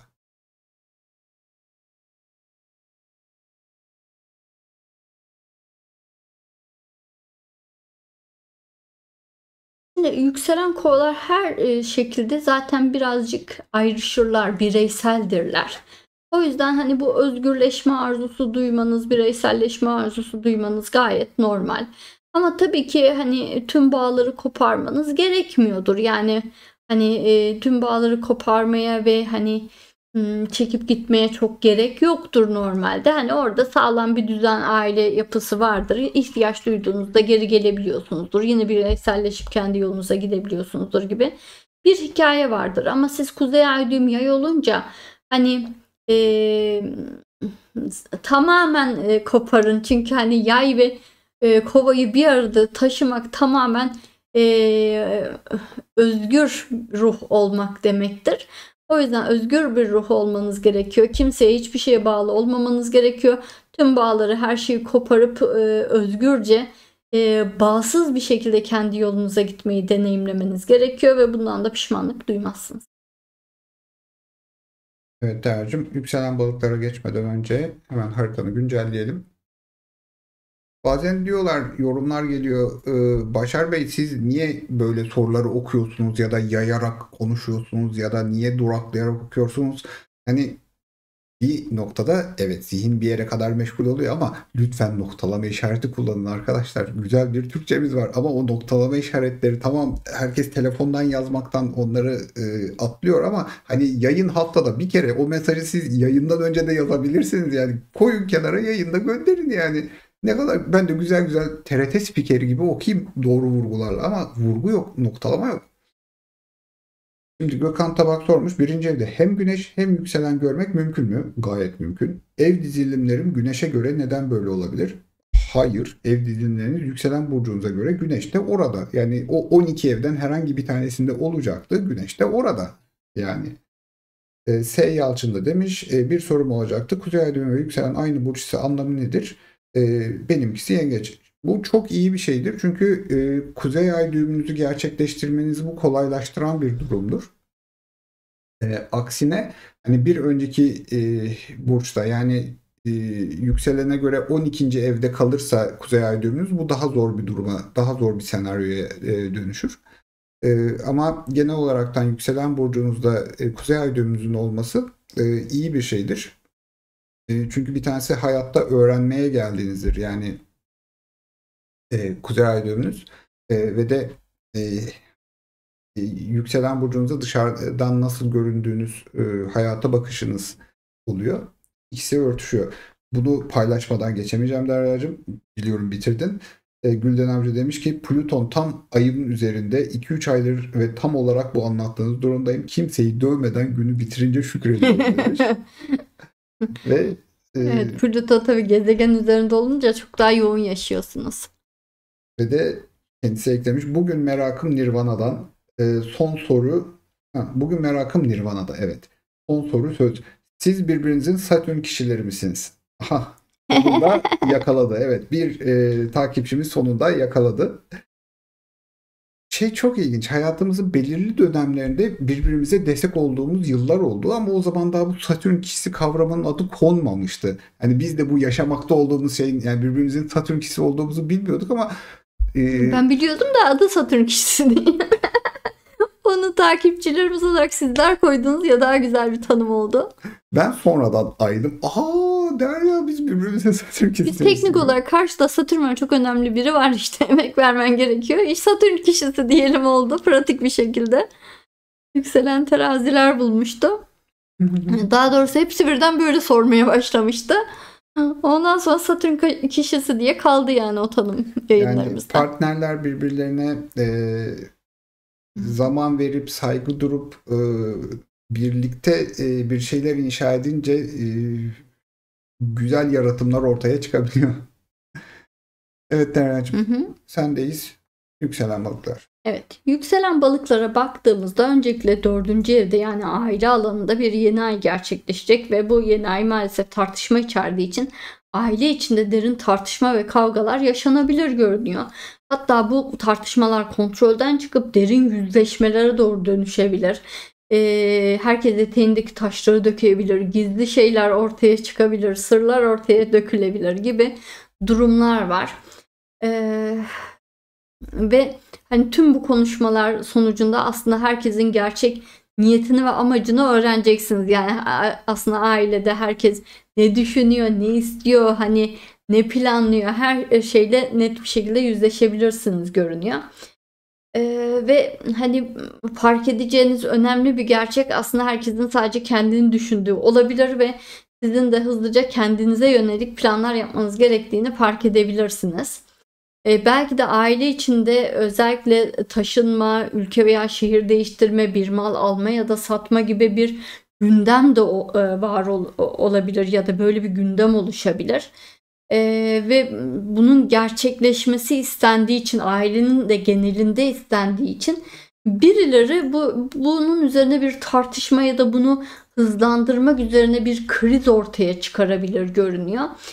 Çünkü artık hani lafta kalmasın, harekete geçilsin ya da böyle bir değişim olsun şeklinde bir baskı var gibi görünüyor. Yani herkesin aslında ortak istediği ama kimsenin elini taşın altına koymadığı için gerçekleşmeyen bir durum var ve bununla ilgili artık birinin harekete geçmesi için ailede birileri ortalığı karıştırıyor gibi bir durum var. Suni bir kriz yaratılıyor gibi görünüyor.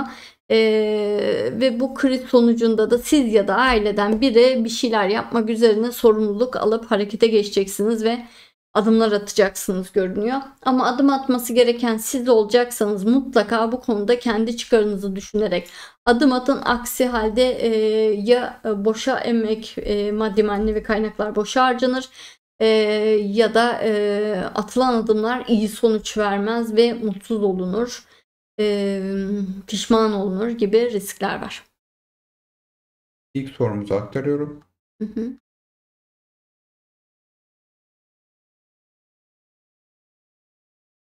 Yükselen balık Kuzey Ay düğümü Kova. Ebeveynlerimle sorunlar yaşıyorum. Çok uğraştım ama çözülmüyor. Evden ayrılmanın zamanı geldi mi? Satürn Koç geçişi maddi konularda korkutuyor. Sevgiler.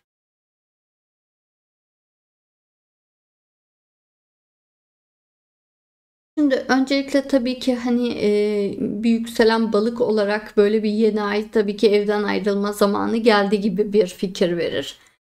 E,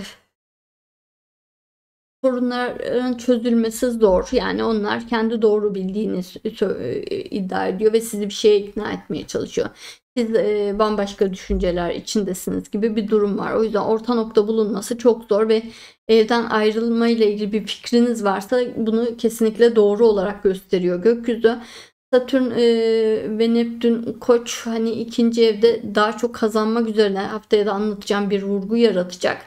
Ve belki bu vurguda giderleriniz olacak sizin için gibi bir anlama geliyor. O yüzden onu düşünerek hareket etmemelisiniz. Yani Satürn oraya geçecek, yani siz aile yanında da yaşamaya devam etseniz mutlaka daha çok para kazanmak üzerine bir ihtiyaç oluşacak. Yani bir motive oluşacak. Yani o yüzden her tür daha çok kazanmak zorunda hissedeceksiniz. Taşınsanız da taşınmasanız da ayrı eve.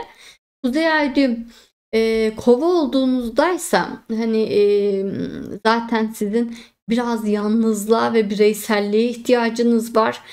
Kendi köşenize ve inzivanıza çekilmeye ihtiyacınız var. Belki de işte ayrı eve çıkıp bir sürede hani görüşmemek, hani minimum haberleşmek iyi olabilir sizin haritanız açısından. Satürn'den de özellikle zarar görmemek için Kuzey Ay düğüm Kova olarak hani mütevazi bir şekilde tercihler yapın. O zaman çok sorun yaşamazsınız. Yani çok ihtiyaçlarınızı ona göre seçin. Güney Ay düğüm Aslan şeklinde hareket etmeyin sakın. Her şeyin en iyisi, en güzel semt falan gibi hareket etmeye çalışmayın. Ya bütçenizin üst sınırına göre seçimler yapmayın. Bütçenizde sanki bütçenizin yarısına sahipmişsiniz, 1/3'üne sahipmişsiniz gibi tercihler yaparak bu taşınmayı gerçekleştirin. Anlatımına şöyle bir soru geldi Derya'cığım. İş yerinde yaşıyorsak bu iş arkadaşlarımız olabilir mi? Aile değildi. İş yerinde yaşamak nasıl olur? Tabii iş yerinde yaşıyorsanız, yani iş yeri, ev, Yani lojmanda kalıyor olabilir. Yani bir şekilde hani home office çalışma gibi bir şey herhalde.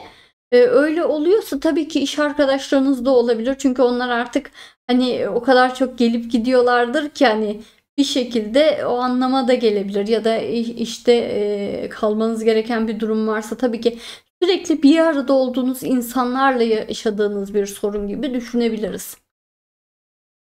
Çok iç içe olduğunuz birileriyle bir sorun yaşamak gibi. Hani mesela öğrencilerin yatılı okuması gibi bir durumsa tabii. Diğer sorumuz. Yükselen balık kuzey ay düğümü kova. Satürn Neptün hala birdeymiş gibi görünse de balıktan çıkmasını, rahatlamasını yaşar mıyız? İş arayışında girilen sınavlarda olumlu cevaplar gelir mi?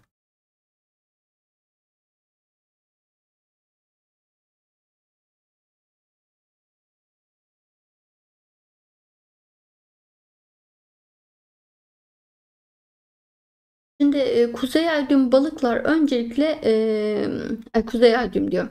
Yükselen balıklar kuzey ay düğüm balıkta olduğu için aslında bu dönem çok şanslı bir dönemdeler. Hayatlarında her an her tür mucize gerçekleşebilir. Satürn'ün orada olması yani çok büyük mucizeler isteyebileceğiniz anlamına geliyordu. Yani biraz dişini sıkarsan yani gerçekten imkansız olduğunu düşündüğün kadar mucizevi şeyler sana bir ödül olarak verebilirim diyor. Kötü bir şey demiyor aslında. Hani o yüzden hani çok daha büyük bir ödül vermek için biraz sıkıştırmış olabilir. Geçmesiyle rahatlama evet bir şeyler çözülüyor gibi hissedebilirsiniz ama aslında varlığı bir ödüldür Satürn'ün gitmesinden öte. Onu da unutmamak lazım.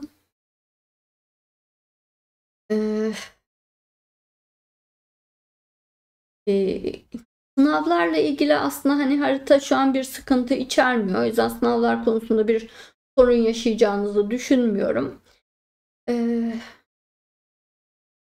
Kuzey ay düğüm kova olduğunuzdaysa hani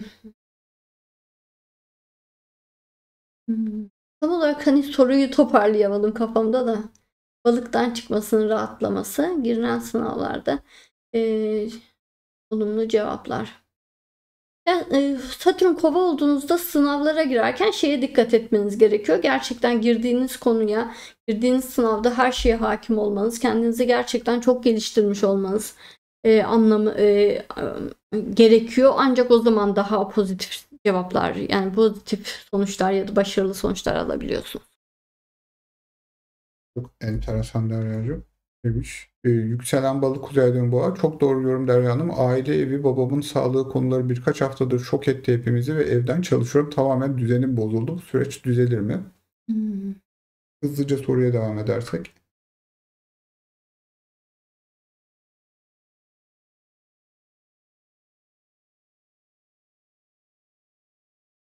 Evet işte ailedeki bir konular bir şok edip krizler yaratmış olabilir. Evet düzeniniz de tamamen bozulmuş olabilir.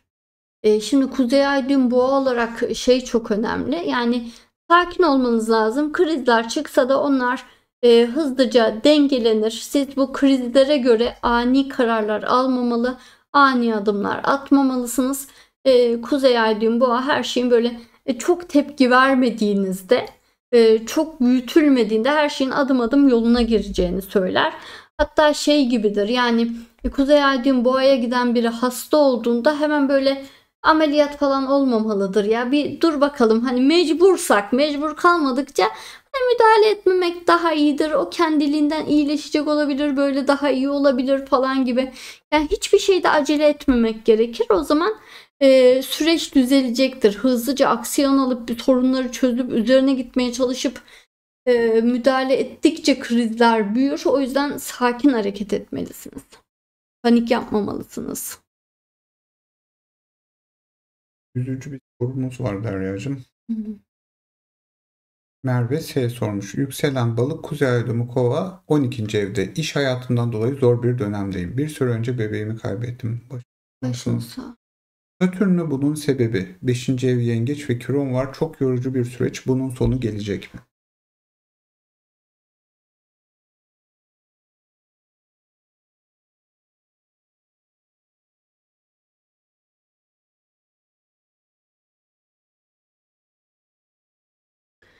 Şimdi Satürn bebek kaybettirmez. Bunun sebebi bunun sebebi Satürn değildir. Ama işte çok zor bir dönemden geçmenizin sebebi Satürn olabilir. Çok çalıştırabilir. Çok fedakarlık yaptırmış olabilir. Hani istediğiniz bir iş konusunda. Hani Satürn hani fedakarlık istiyor ama kendinizle ilgili, hedeflerinizle ilgili fedakarlıklar istiyor.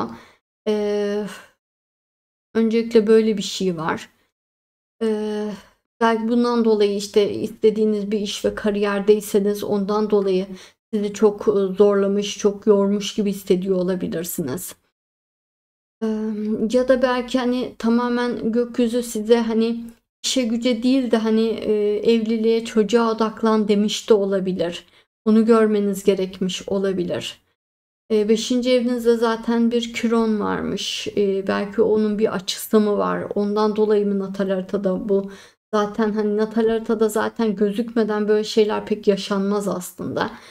Natal haritada da göründüğünde işte buna önlem alabilir miyiz? Yapılacak bir şey var mı diye bakarız çoğunlukla. Kuzey ay düğüm kova ve 12. eve gittiğiniz için belki hayatta hani çok şey görmeniz, geçirmeniz, çok yoğun bir hayat tecrübesi edinmenizi istiyor olabilir hayat.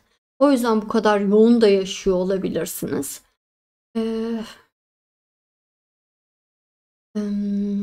Sadece şey önemli yani Kuzey Ay düğüm kova olarak hani hayatın zaten sizinle ilgili kaderin planları var.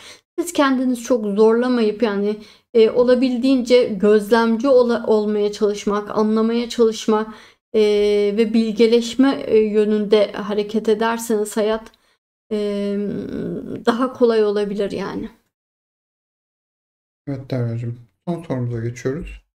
Yükselen balık, kuzey ay düğümü kova. İlişkilerle önemli konuşmaları başlatan mı olmalı yoksa karşı tarafı mı beklemeli? Bu yeni ay uygun mu? Para konuları bu yeni ayda çözülür mü? Ama sorumuz ilişkilerde önemli konuşmaları başlatan mı olmalı?